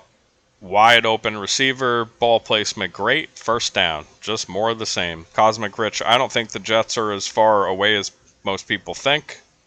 But still a couple of years and maybe a coach away. Yeah, I mean, that's all fair, man. Aaron Glenn has to prove that he is a head coach before anybody's just going to label him a head coach. That's for sure. I think the Jets are as talented as they've been for a while, even any year under Saleh. Pre-snap penalty here, false start.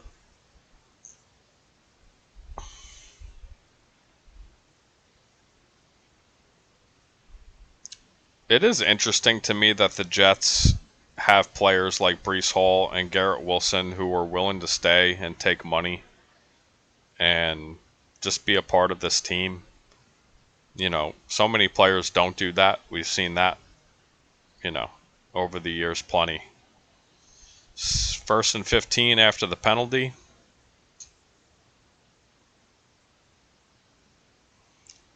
Really hard run. I think this is Kiner. He's got kind of a bruising style, keeps his legs churning. Yeah, that is Kiner.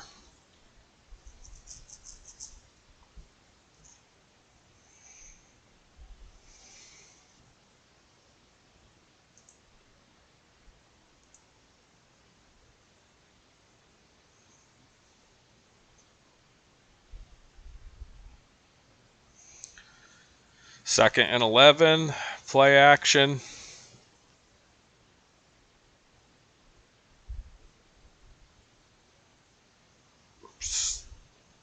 Just another nice decision. He was hurried a little bit in the pocket.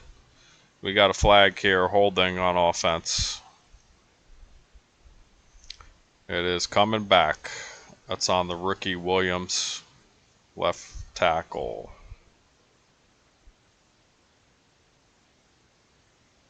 Yeah. It's partially on Beck for not stepping up a little sooner. He did have his back turned. He was looking at the other side of the field.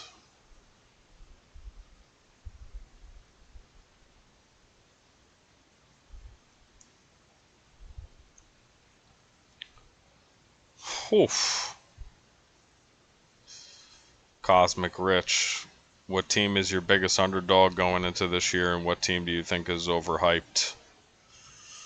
Well, based on the predictions that I made, my biggest underdog is the Colts. A lot of people just think that the Texans are going to win the division. I disagree. I think the Colts, as long as Daniel Jones, I think they're going to have a good year. And I think they're going to win the division. and go to the playoffs. What team do you think is overhyped?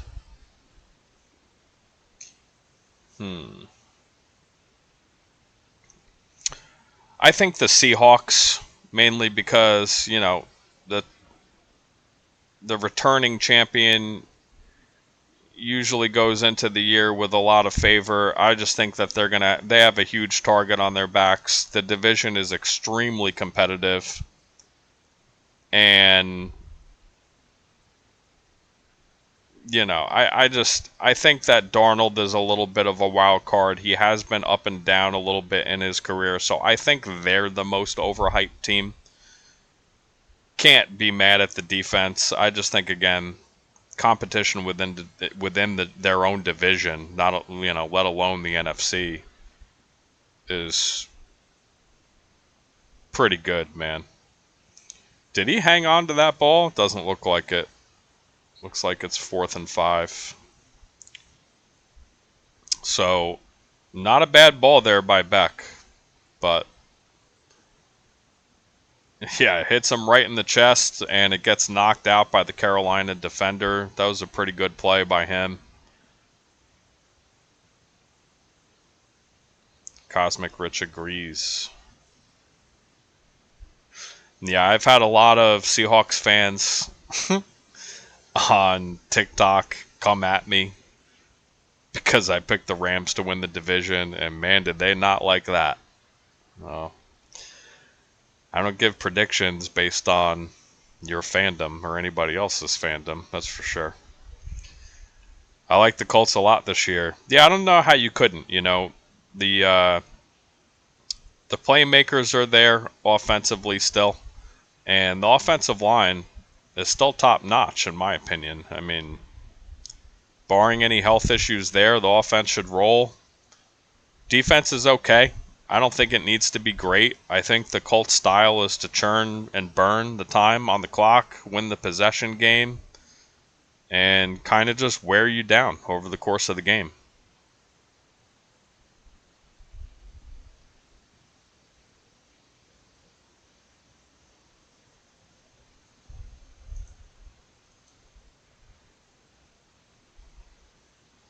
You'll have to excuse. It looks like the light on the fan might be going out, so we got a little flickering here.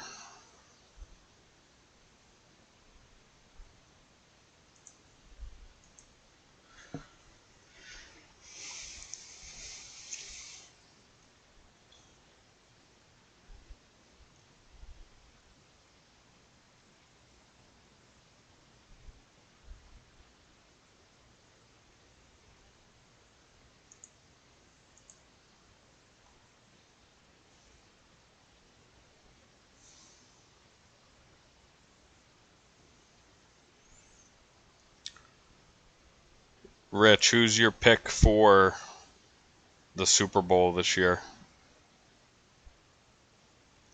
I like the Vikings as an underdog this year. If Kyler gives them legit quarterback play, the sky is the limit for that offense.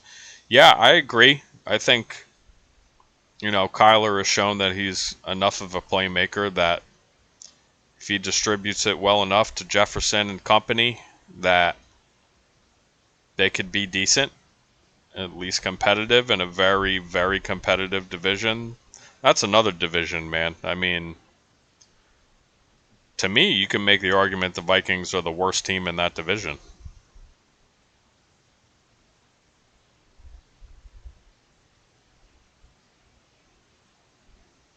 I think the volatility of Caleb Williams is big, and that's why I think that the Bears are a regression candidate. So I could see the Bears falling to last place as well. It's just tough to see the Packers or the Lions falling to last place, that's for sure. Oh, nice run, but then a fumble at the end. Ball gets punched out. Cardinals recover.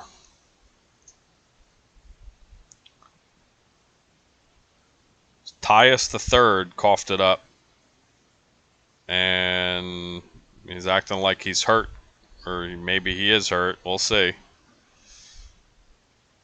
Yeah, I mean, the ball did get punched out, so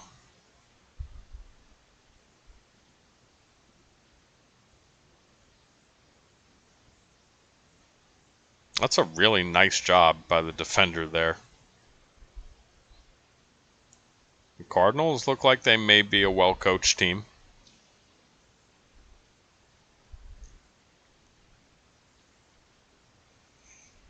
All right, we got to change at quarterback.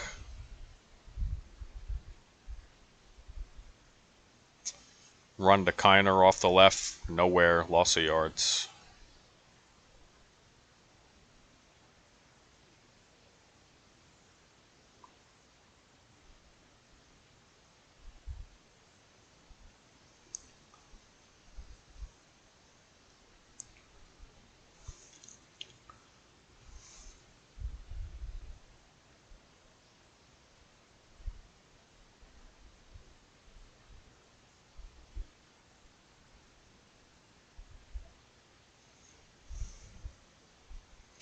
I have no idea who this is for Arizona. Slavis. Am I getting his name right?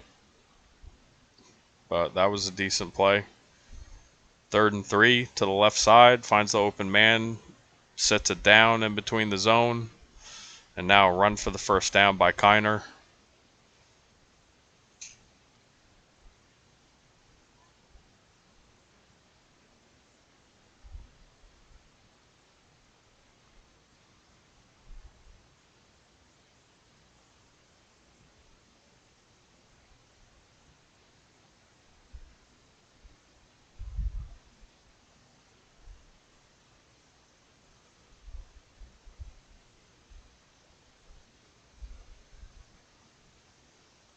Kiner again.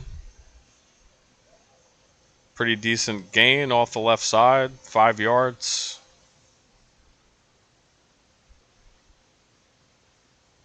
I do like the yardage gain graphics on the broadcast.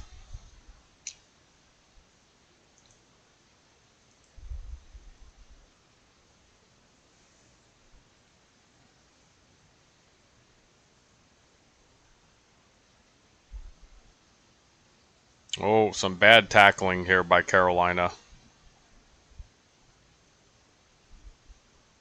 Ball should have been stopped pretty much right after the first down marker here, but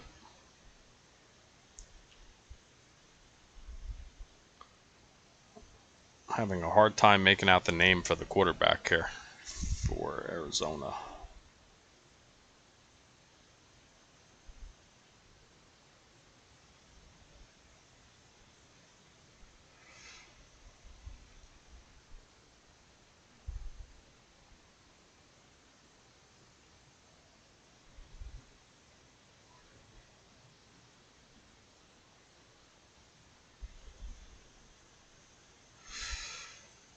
Rich, Super Bowl prediction is tough, but if I had to make my prediction right now, I'd go Rams and Bills. I think Josh Allen will have another MVP season. The Rams may be the most loaded team in football.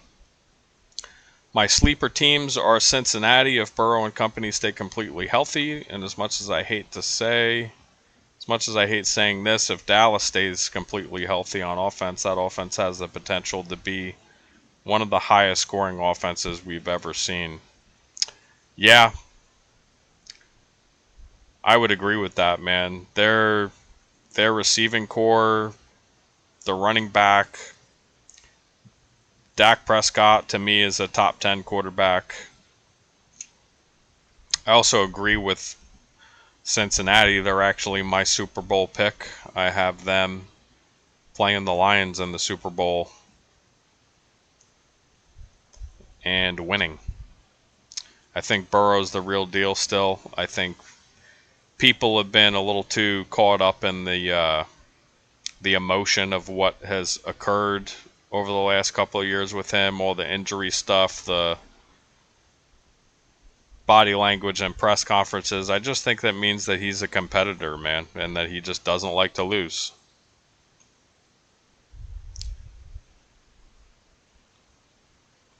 Yeah, so it looks like this is Slovis or Slavis, and he kind of just falls down. doesn't get outside of the pocket quick enough, trips over his own feet. Slovis. 3rd and 27, but in field goal range. Nice little draw play. If Kiner doesn't fall, he might have a little bit more there.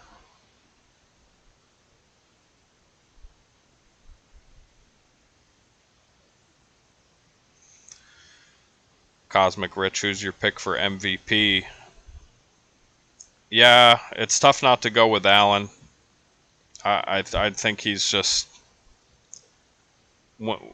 the essence of most valuable player to me is which guy, if you take off, if you take any one player off of any team, makes the biggest impact to that team. Which one is the biggest difference maker? To me, it's Josh Allen. And can I make a case that it could be Burrow? Absolutely, because in my opinion, a healthy Burrow, a healthy Bengals offense, sky's the limit. Passing yards, touchdowns, all of it. So, yes, Joe Burrow can absolutely win MVP. And if I have to look at futures right now, I think it'd be safe to say that he were top 5 in futures for MVP.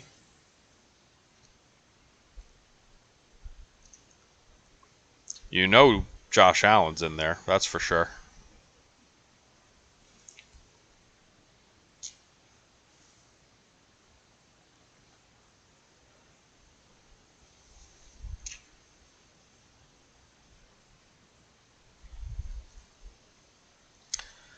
Cosmic Rich, how do you like the overall quality of the sound from the stream and the broadcast? Is there anything that you would tweak?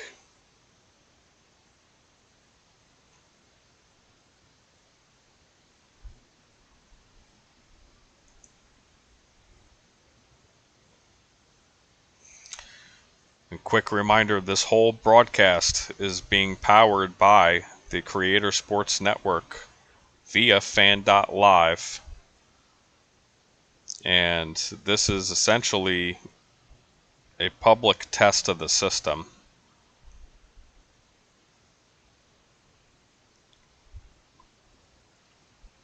If you're enjoying this, hit follow. Just in case anybody snuck in here without me knowing. No, looks like it's still just Rich.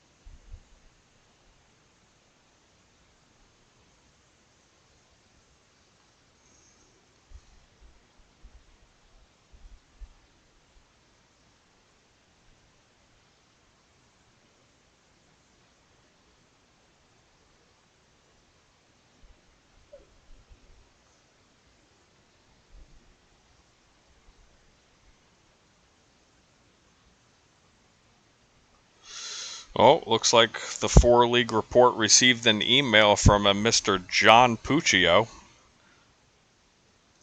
Looks like we have a mailbag item that we will be getting to in the very next podcast.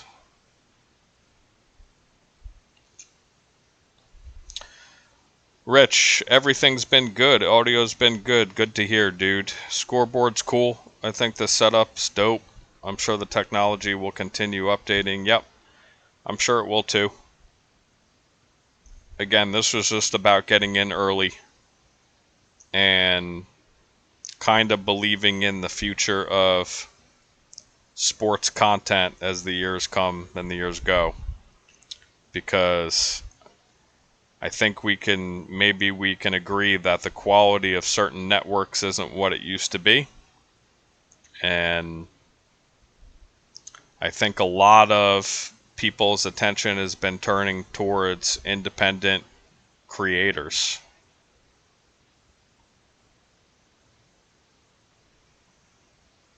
It's very exciting to get an email from a Mr. John Puccio.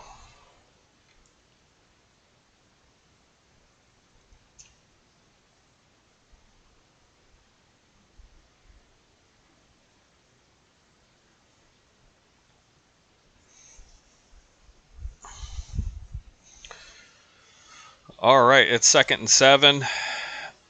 Carolina driving.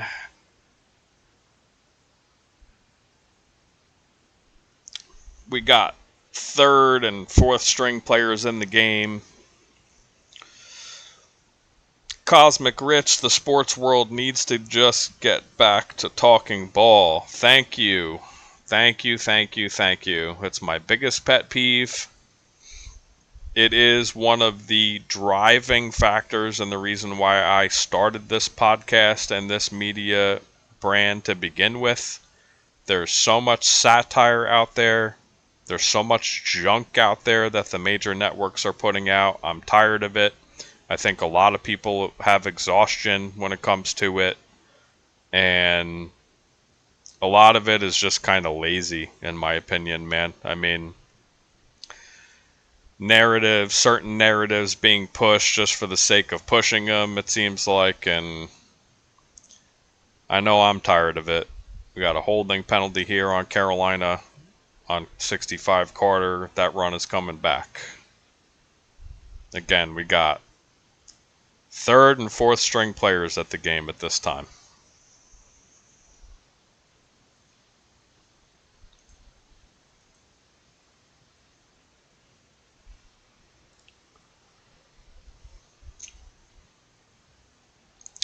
Third and 15, 3 minutes left in the 3rd.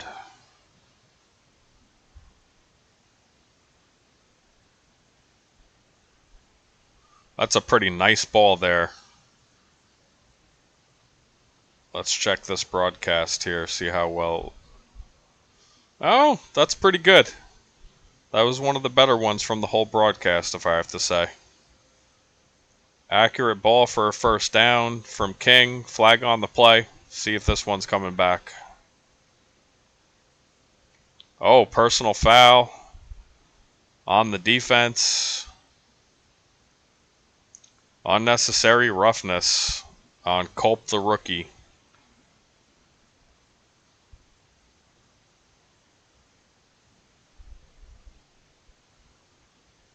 Hit out of bounds. On the 2nd hit was the flag.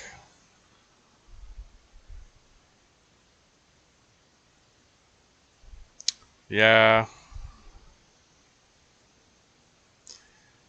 By the letter of the law. Haynes King, 12 for 18. Pretty good here with a touchdown, over 100 yards passing.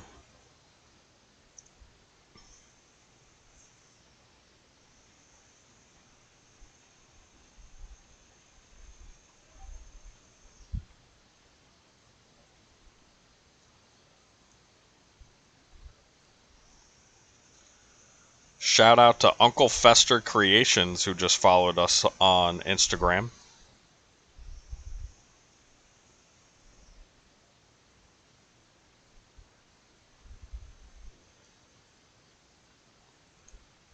Second and 4. Nice little play action, weak side rollout. Ball's a dime. Let's see the broadcast. They could do a better job of showing a play action fake if I'm being critical on the broadcast, although, you know, not all that bad, but a dot by Haynes King, who also looks good.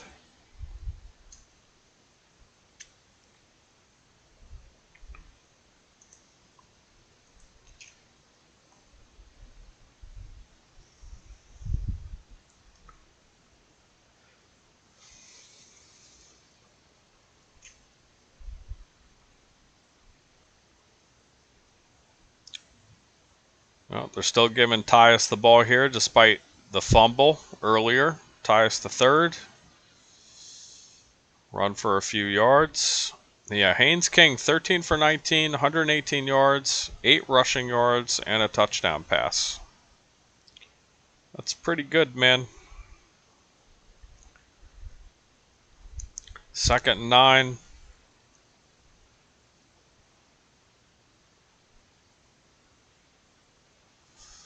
Run up the middle going nowhere. Loss of yards. Cosmic Rich, in the spirit of the Young Bucks here, who's your top 3 Rookie of the Year candidates? That's a great question.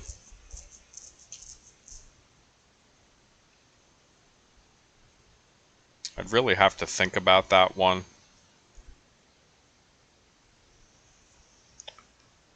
But let's see. Let's pull them up. We got 3rd and 9.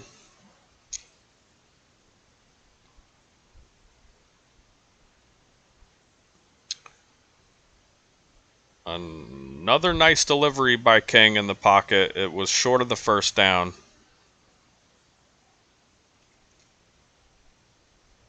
So, Offensive Rookie of the Year, I gotta go Carnell Tate. I know not a lot of people are high on the Titans, and I'm not necessarily high on the Titans. I just think that he's a ridiculous player, and he should get fed a lot.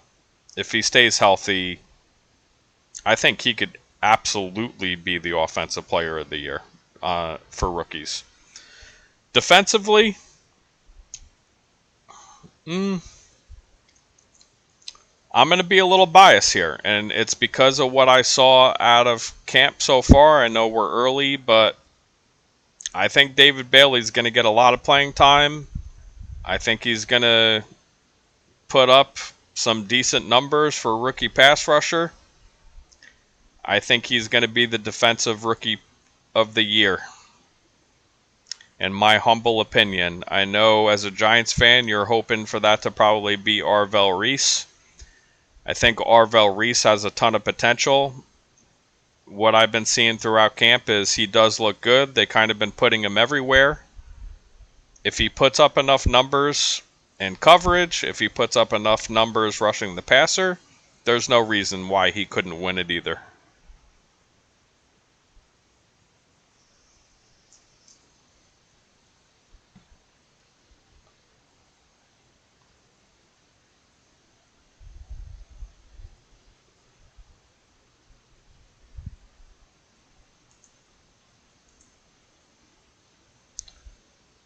Who you got, Rich?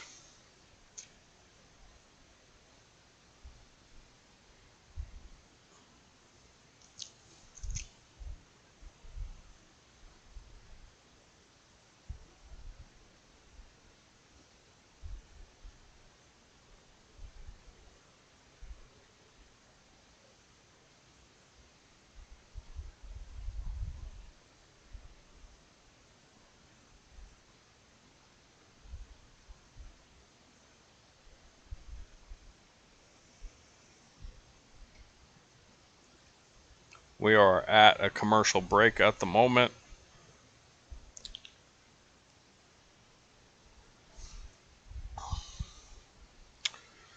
Bailey is more pro-ready, says Rich. Arvell Reese is going to play all over the field. Not really a designated role or designed role, I should say.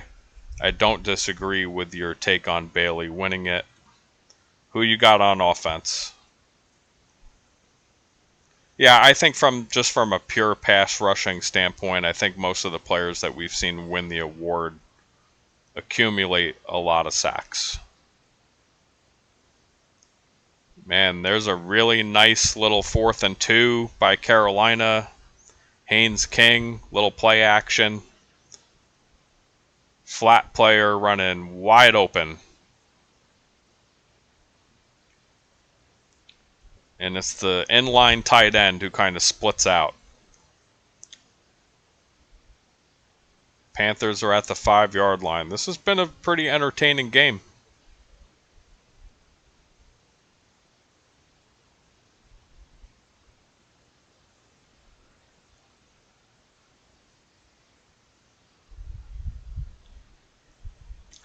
Another play action from King. Easy, easy touchdown. I know we're looking at backup defenders here on both sides, but really impressed with what I'm seeing here. 10 plays, 73 yards, 5 minutes, and a touchdown.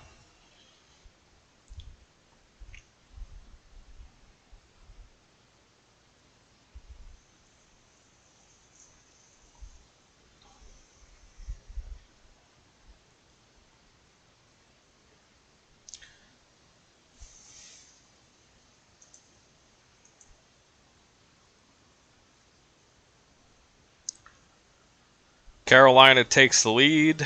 Extra point.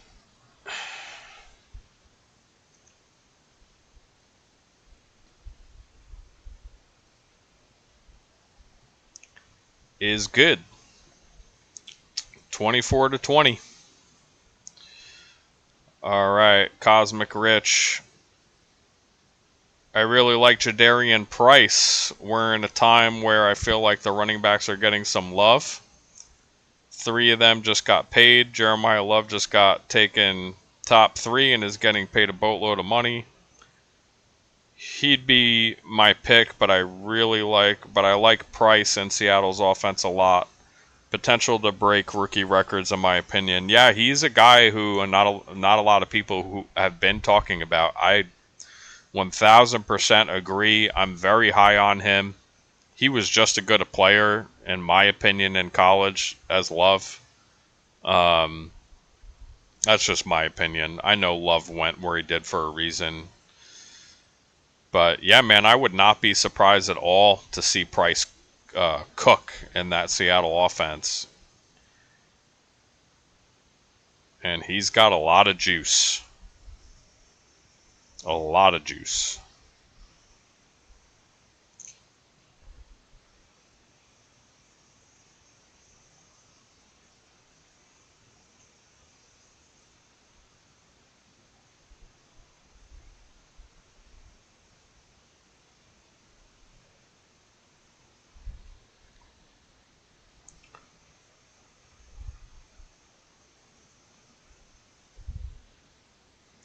Commercial break again.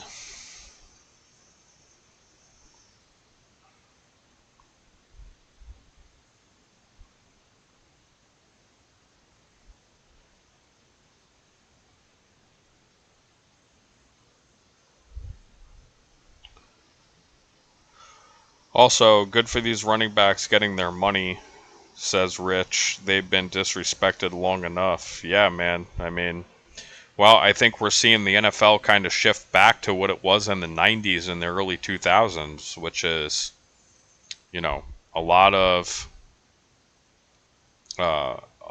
big formations, tight formations. We're not seeing as many three wide receiver sets as in years past. And I think that the running back resurgence is kind of just the natural swing of how things have gone here. Bigger, stronger, faster athlete means overall better running backs.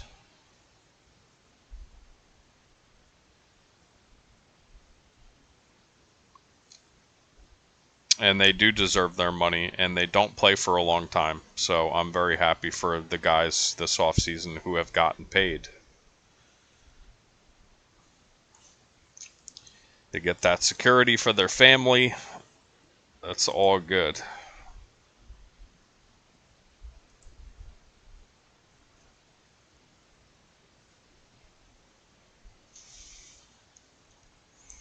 And Hall of Famer Drew Brees up in the booth.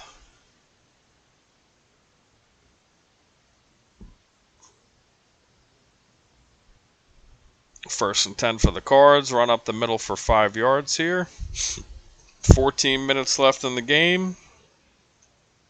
Rich asks, what was Brees Hall's extension? He just got paid too, right? Yes, he did. He got paid a couple months ago now, I think. He got a 3-year deal for, I'd have to look up the details. The Jets made the right decision when they did. to sign him. That's for sure, because he could have argued for more money. Again, I'm impressed that he's one of these guys who just wanted his money and wanted to keep playing with us. And again, I say that as a biased fan. Us, the Jets. Brees Hall contract was 3 years, $43.5 million, $14.5 million a year.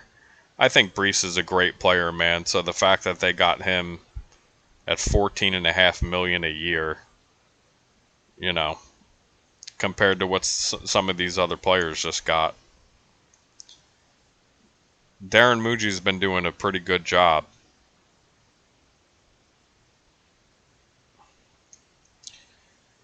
Rich says, that's great value for what I think he would have asked for after what these other running backs just got. Yeah. I think he could have made the case for $20 million a year. Why not? I mean, is he that much? Is he really behind Bijan by that much? I mean, we've seen him have success in all facets of the game.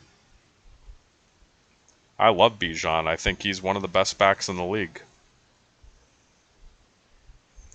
So yeah, $14.5 million a year for Brees Hall at 25 years old is pretty good. And the Jets will go into next offseason with plenty of cap room. Rich says Brees Hall is a top 5 talent. He just hasn't had the offense to thrive in. Yeah, him and Garrett Wilson. You know, if that ever clicked on all cylinders, boy, that would be nice to see. The offensive line looks decent. They brought in some nice players. They have their bookend future tackles. Armand Membu looks like he's an all-pro player. There's no reason why this offense can't cook. And I know people have a bias against Geno Smith, but just because he played as poorly as he did last year with the Raiders, I don't think that means that he isn't capable of being at least average on a more talented team. And I'm sorry, but the Jets are just a more talented team than the Raiders right now. The Raiders were about as bad a football team as I've ever watched in all facets of the game last year. I think that's pretty safe to say. And the Jets were right there, but they also didn't have a quarterback at all.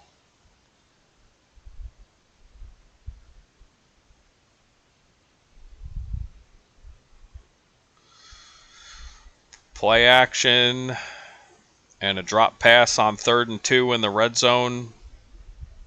Ball had a little mustard on it from Slovis, but could have been caught, should have been caught, should have been a first down.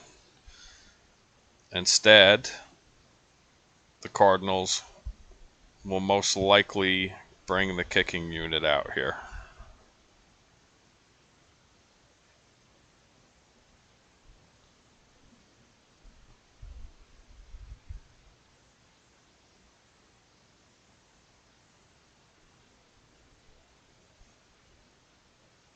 .35-yard attempt to bring it within 1 point. 10:23 left in the fourth quarter. And sneaks it in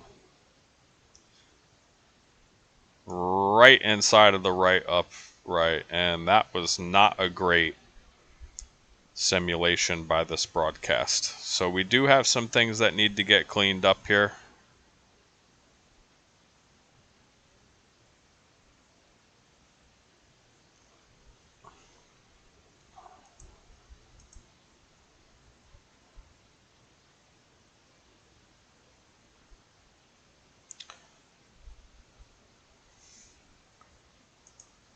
All right.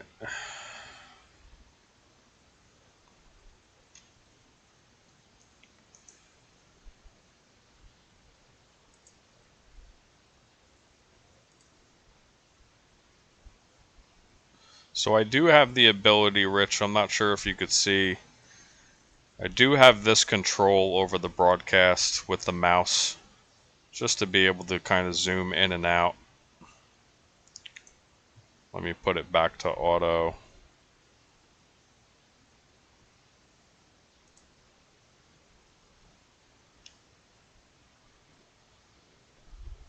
I do have the ability to do replay, although that was a replay of essentially nothing. So let's go back to live.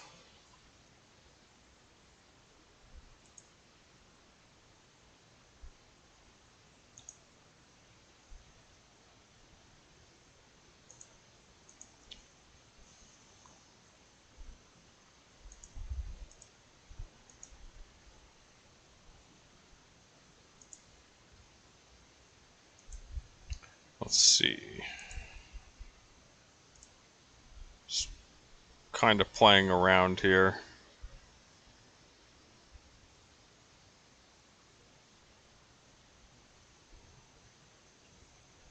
I think we're going to leave that on auto for now. But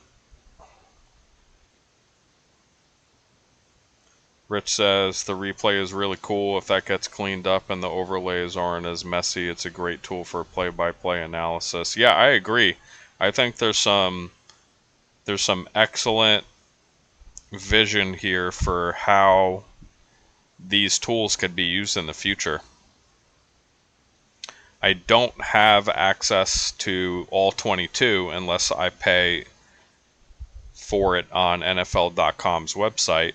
Maybe I'll do that one day and I'll start getting into that kind of stuff. But to be able to do it and, you know, show replays in a broadcast of this style, the more it gets cleaned up, the better tool it'll be.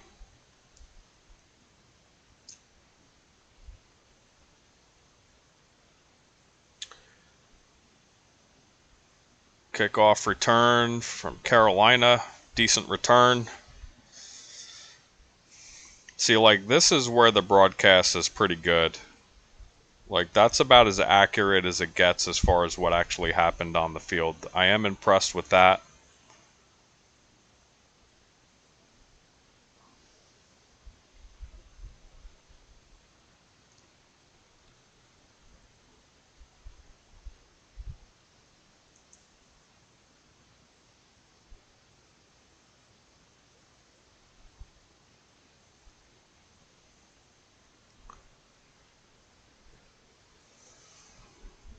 Just a little commercial break here.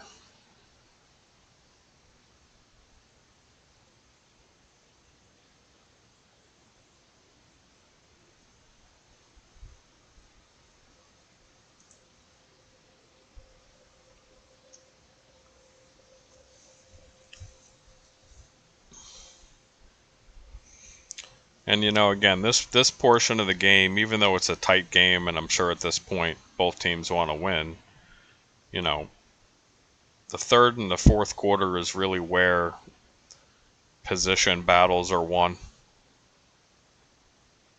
for players trying to make a team, players trying to make a team via special teams.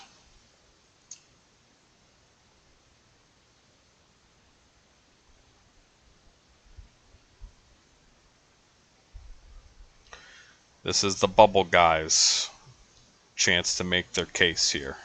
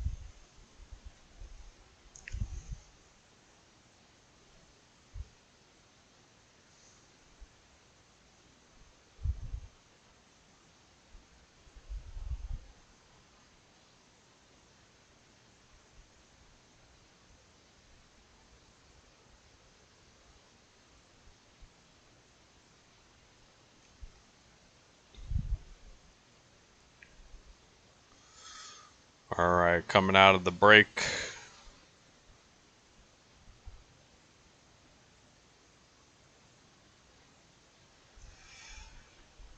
Carolina 1st and 10 in their own end.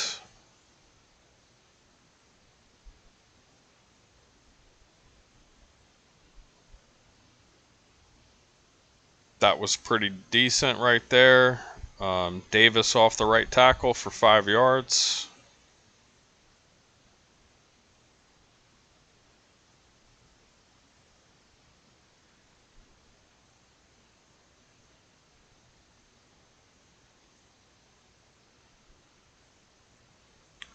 Here's Davis again, short of the first down marker, 4 yards, 3rd and 1.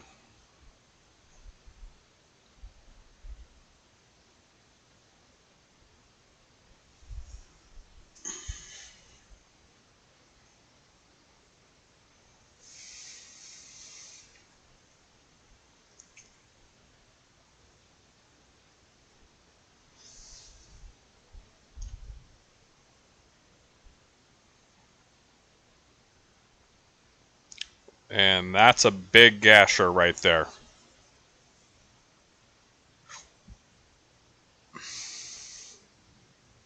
Pretty accurate in the broadcast, too. So Davis with a 36-yard gain. Man, that was a huge hole. Got the safety turned around at the 3rd level.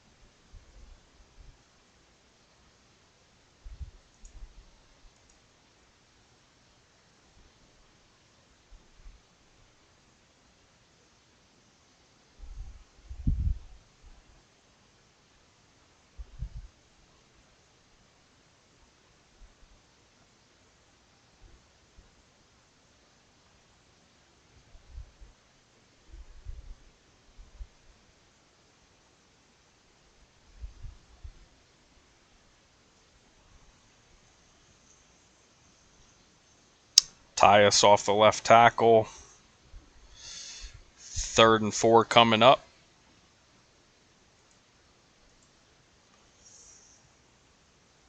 Seven minutes to go in the Hall of Fame game.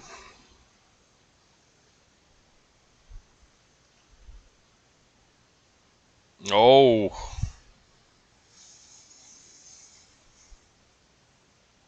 And Haynes King has been in the game for a long time now for Carolina. They're getting a good look at him. That was a little bit of a rocket ball on a short pass, and it could have been picked off. I think if he had had that one back, he would have made it a little more catchable. Carolina lining up for a field goal here. Fitzgerald, who made one from 33 earlier in the game. And Carolina puts it through.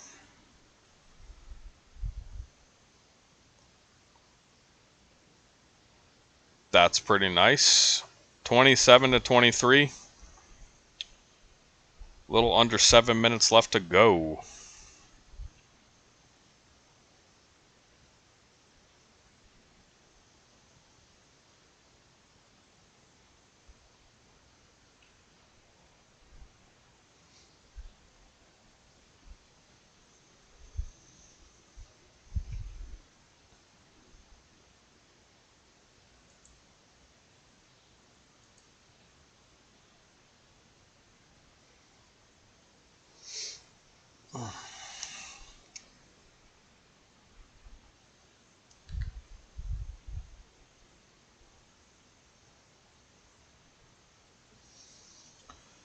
Shout out to PMT Professional Medical Transport for giving us a follow and liking our reels on Instagram.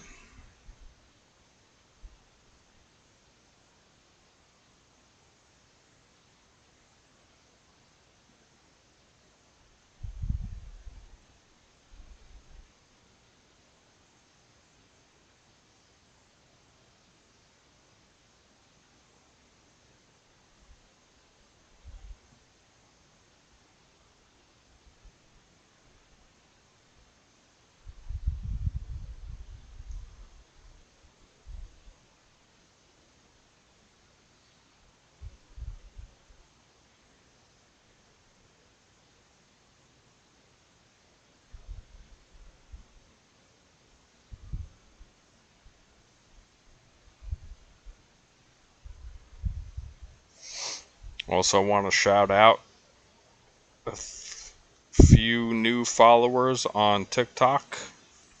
K1MOX, Richard U, and Bergie4Selk.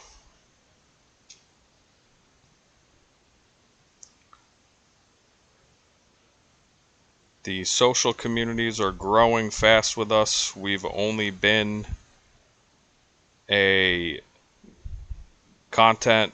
sports content creator for all media and mainly in podcast form, really, for 2 months now. And we have, just on TikTok alone, we have 55 followers and 344 likes. And our highest viewed video with 2,184 views. So the socials are liking us and are pushing our content.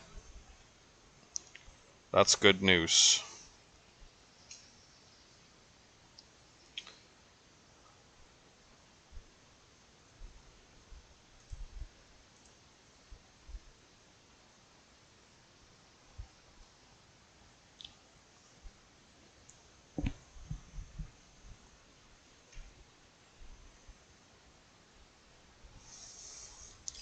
All right, 1st and 10 for the Cardinals.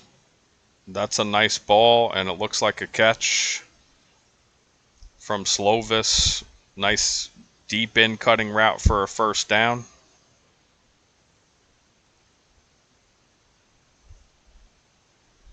A 17-yard catch.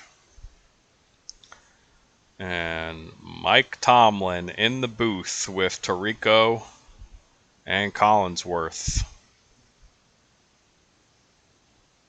I love Tomlin, man. I really love Mike Tomlin. Cosmic Rich just going to keep leveling up. The best time of the year is almost here. Football, basketball, and hockey running side by side. Yes, sir. And I think I started the podcast at the correct time as well, man. And we got a following in Europe and South America because of all of the World Cup content that was pushed out there, and we got a lot of following from the UFC content that was pushed out for the McGregor fight. All that helped a ton. So yeah, 4-league report will mainly be on the main 4 professional sports leagues in North America, but we will also be covering things like the World Cup, USA Soccer, the UFC, college sports, especially college football and college basketball. We are going to be your one-stop shop for sports news and sports content consumption. And things are looking bright. We're continuing to update the website. Some future additions to the website will include a page for every sport that we cover, mainly the 4 big ones, and going to eventually start doing a newsletter or weekly blog on there, and we'll be dropping that in the socials for your entertainment pleasure going forward. But all that is to come. Rome wasn't built in a day. Rich goes, ever need someone to talk UFC among other things, you know who to call. Love me some fights. Pantoja versus Vaughn just announced huge flyweight title fight. Yeah, Rich, you're definitely going to be the go-to for this kind of stuff. I don't follow the UFC the way that I used to. I used to be all about it. I used to know every fighter. I have certainly shifted my direction more towards the 4 major sports. I'm paying a lot more attention to the NHL than I ever have. And this is the reason why I said what I said to you earlier, brother. Once this thing really starts taking off, content partners.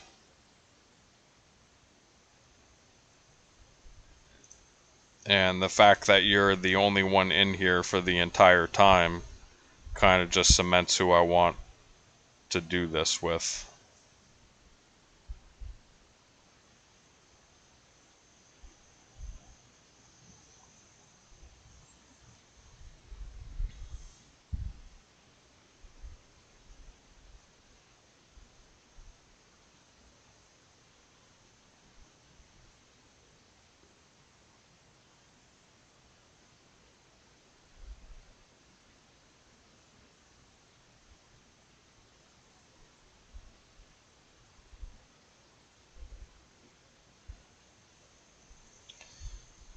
Rich says, got you, brother.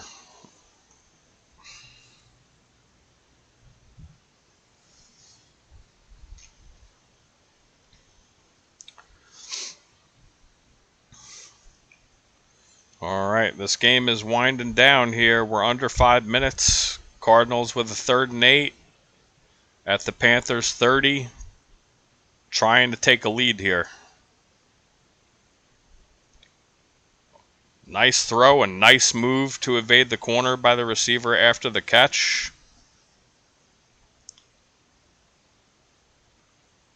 And a first down. Rich says, FYI, this is the most fun I've had for a preseason opener. Solid game. Yeah, man, I was not expecting a game this entertaining. I really wasn't. And we got a great one to begin the year. Virgil, the rookie, 5 catches, 66 yards. Somebody's trying to show out during preseason here for the Cardinals. Some strong performances here.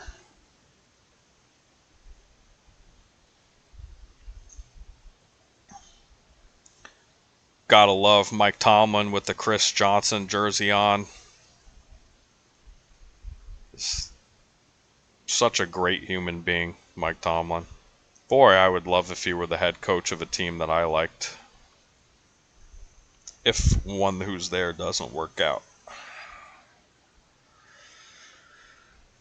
There's another nice play up the sideline, almost a first down, but Arizona's inside the 10, threatening here. A little over 3 minutes to go. Really like Mike LaFleur, what he's doing in this game as a play caller. I mean, these are aggressive play calls. They've been anything but vanilla. Kind of just to go along with what Rich said. The most fun that I've had watching a Hall of Fame game that I could ever remember. Run up the middle there for a first down by Arizona. Cosmic Rich, Tomlin will be the hottest name next off season. Yeah, I don't know why he wouldn't be. I certainly don't know why he wouldn't be.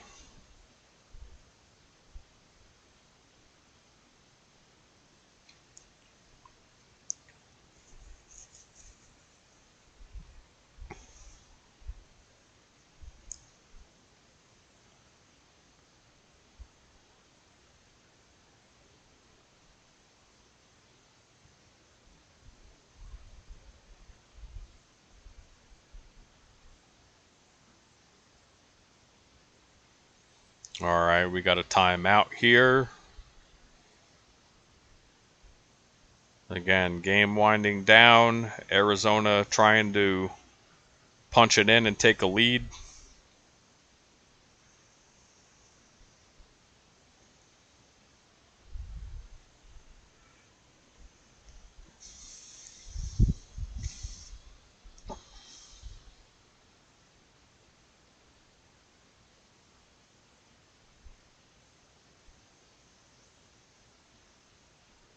Where does Tomlin end up next year, Rich?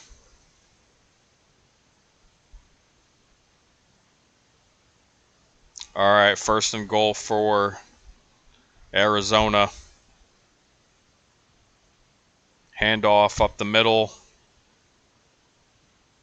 Panthers make the stop. Clock winding down. We'll probably hit the 2-minute warning here.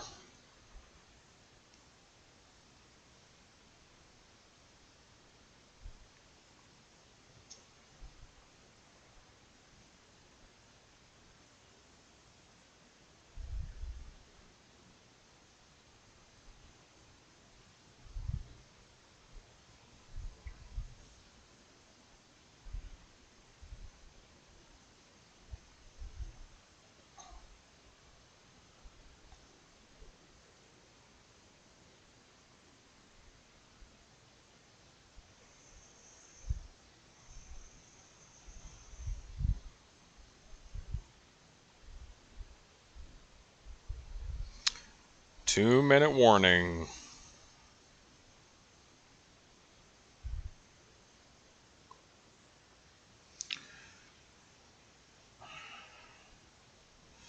Rich says, I'm going to give you an answer to that in most rooms would probably get me in trouble.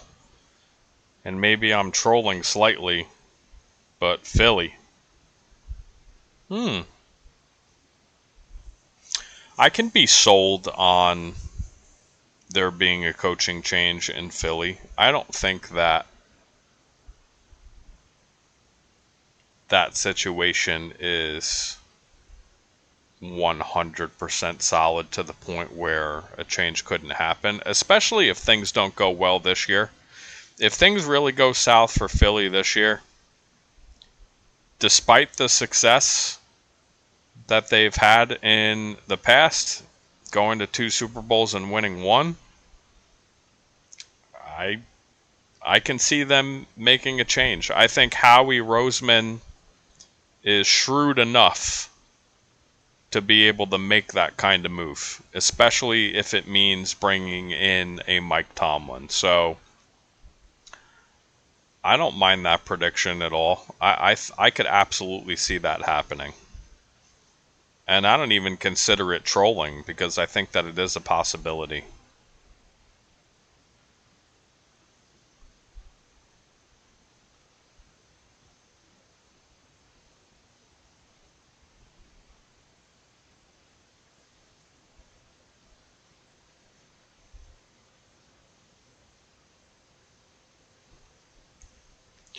Rich says, we go into every year where I don't think anyone's sold on Sirianni. If things go wrong, if things go the wrong way this year, I can see them firing him at the end of the year. The way Philly runs the front office, nobody's ever safe. Yeah, I totally agree, man. It seems like it's just Howie Roseman style and the owner style too, to be extremely shrewd and to make those kind of moves despite past successes. I think we saw that with Carson Wentz, despite him having an extremely successful early performance in his career. So that's certainly not out of the realm of possibility to me. Not at all. I think we're speaking the same language there. I just think that Philly's talented enough that they have been overcoming it and they could continue to overcome it. But I guess if things get bad enough in the locker room, whatever, trust disintegrates in the coaching staff or in Sirianni, There's no reason why a change can't be made there. And would that be a good fit for Tomlin? Sure.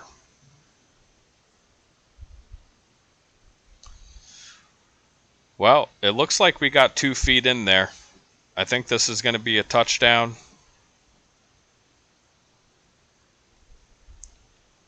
Let's take a look and see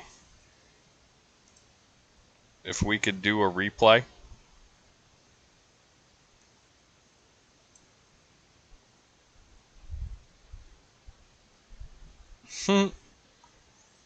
I like it.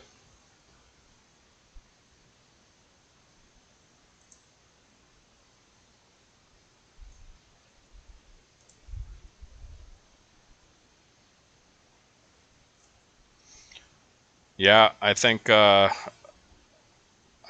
calf by letter of the law is 2 feet. I think this will be a touchdown.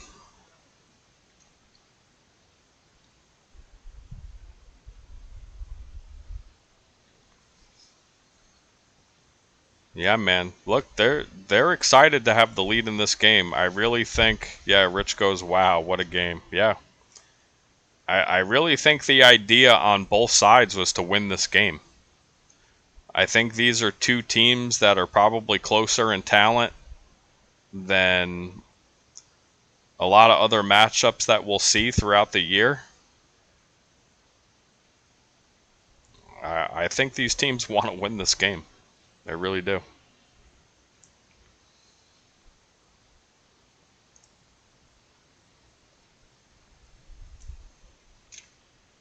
And the extra point is good. Arizona goes up by 3. Minute 55 left. What a game. 2-minute drive. Yeah. We'll see what Carolina has here. We'll see if it's Haynes King. I would give Haynes King the look here. I think he's been really good. I want to see what he could do in this moment of the game. Man, look at that throw. That is just layering it in there. Really impressed by him. Again, predominantly one of these guys out of college who you just don't think of necessarily as a passer. It's kind of just like this all-around running threat at quarterback. But he's showing some great stuff here in the passing game. Can't argue with any of it.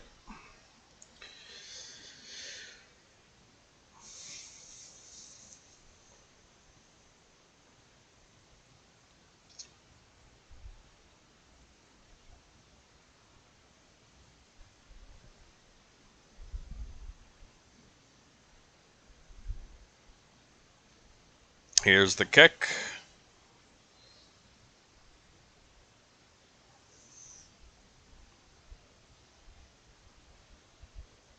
Another pretty smooth broadcast here by Fan.Live. That's a touchback.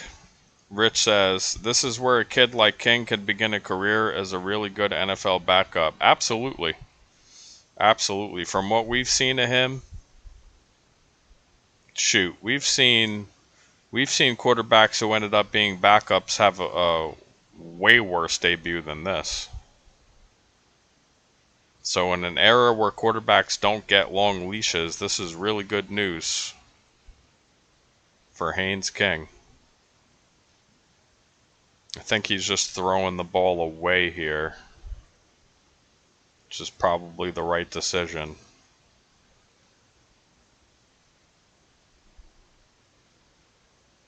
Second and 10.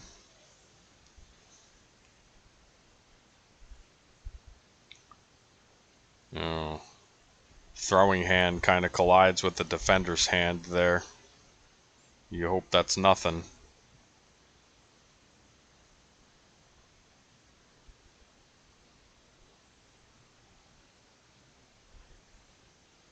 King back to pass. I don't know if the receiver stops or if this is overthrown.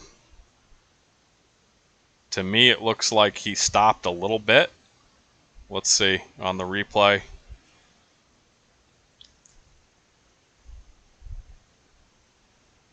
Probably one more move than Haynes King thought was going to be made there.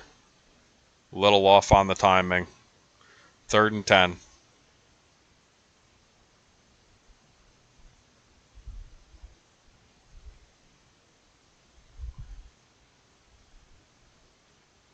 Wow, what a nice ball that was. Huh. Minute 35 left. Carolina's got to get going. They are on the 45 already, though.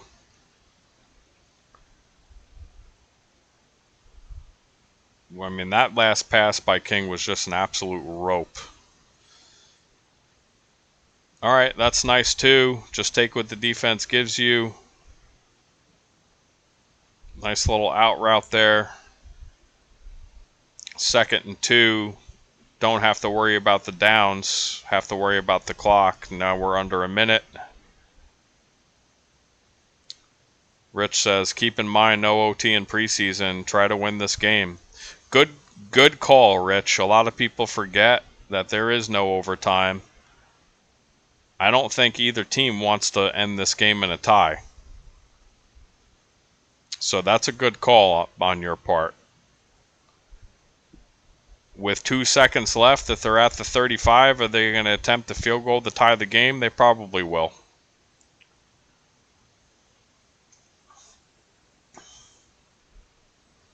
.52 seconds left.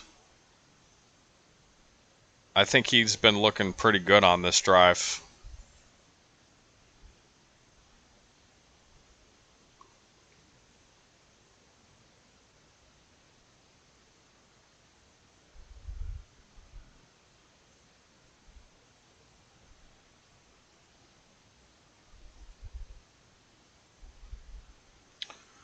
.19 for 28, 172, and 2 touchdowns. Oh, little screen pass, but it gets blown up by the linebacker. 44 seconds left. That was a pretty good broadcast right there by Fan.Live.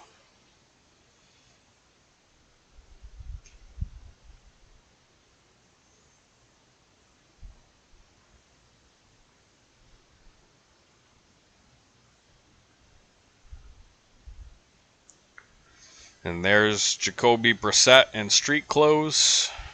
Just got paid.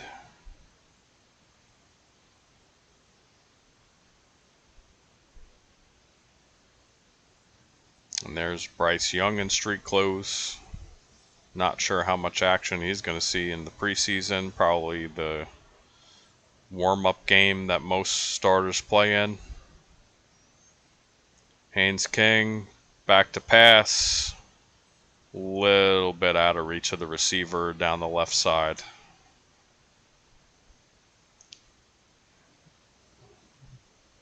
Ball was out in front and to the left, more on the outside.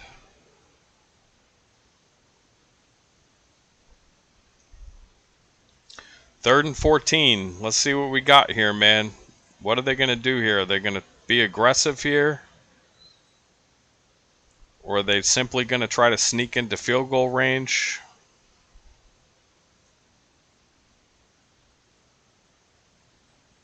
Haynes King takes off, and this is where he's really dangerous. And that's a first down. And that's a really good job by the broadcast here. The digital broadcast, very accurate. Rich says, love the scramble. Yeah, man, this is what we saw from him in college. This is what made him such a dangerous player at the college level. And how about putting the shoulder down against the linebacker at the end of the play and kind of running him over? You gotta like this stuff, man. 28 seconds left, 1st and 10, inside the 20. Back to pass. That looked like kind of a throwaway to me. Pockets collapsing. Good decision. Plenty of time left on the clock. You don't want to lose the game on a turnover here. So 23 seconds, 2nd and 10.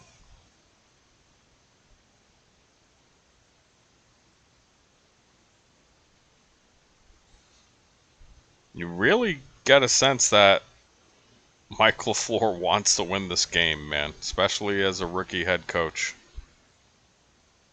Looks a little tense over there on the sideline. All right, King back to pass. Ball's a little bit late, but he fits it in.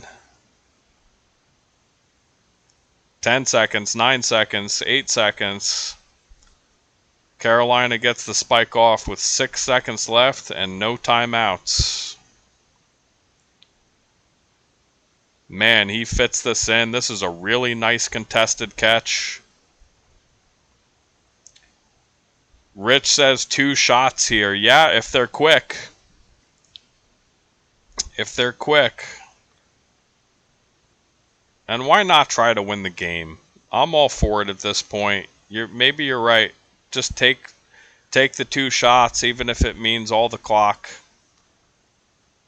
Live with the result. Oh. So that one took 4 seconds off the clock. A little high for Cooks for a fade route on the outside in the end zone. Cooks tried to one-hand it, but no dice. This is it. They're going for the win. I love this here by Canales. You know, why not? I love this here. Go for the win.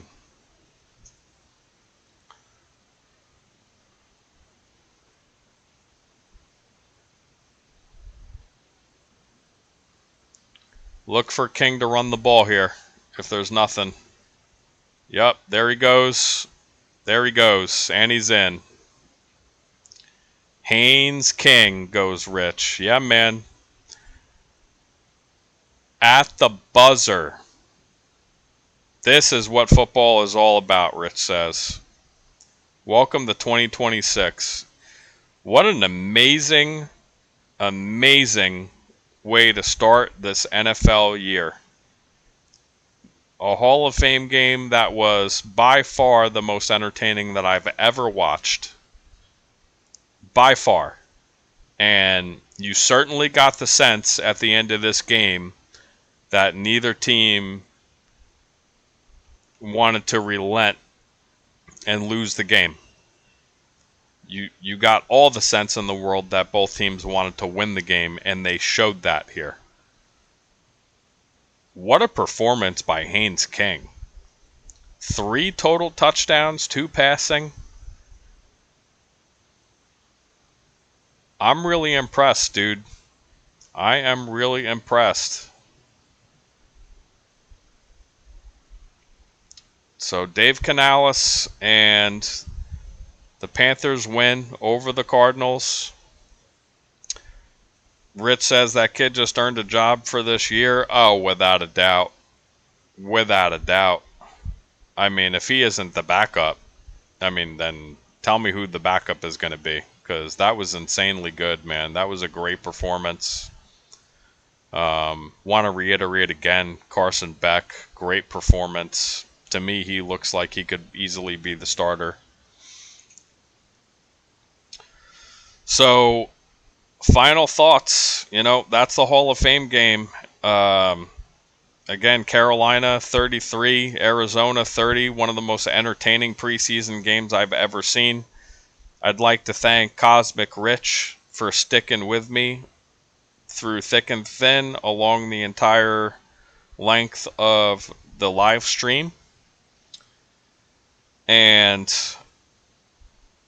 I want to thank Creator Sports Network and Fan.Live for inviting me to be a part of their community and to live stream this broadcast.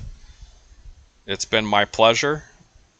And again, we hope to do a lot of future content like this with the Creative Sports Network in conjunction with Fan.Live in the future. If I am given that leash, I will be providing you at least a weekly live stream of one game. Most likely will be a night game. But thank you again for joining the 4League Report live stream via Creator Sports Network and Fan.Live. Peace out.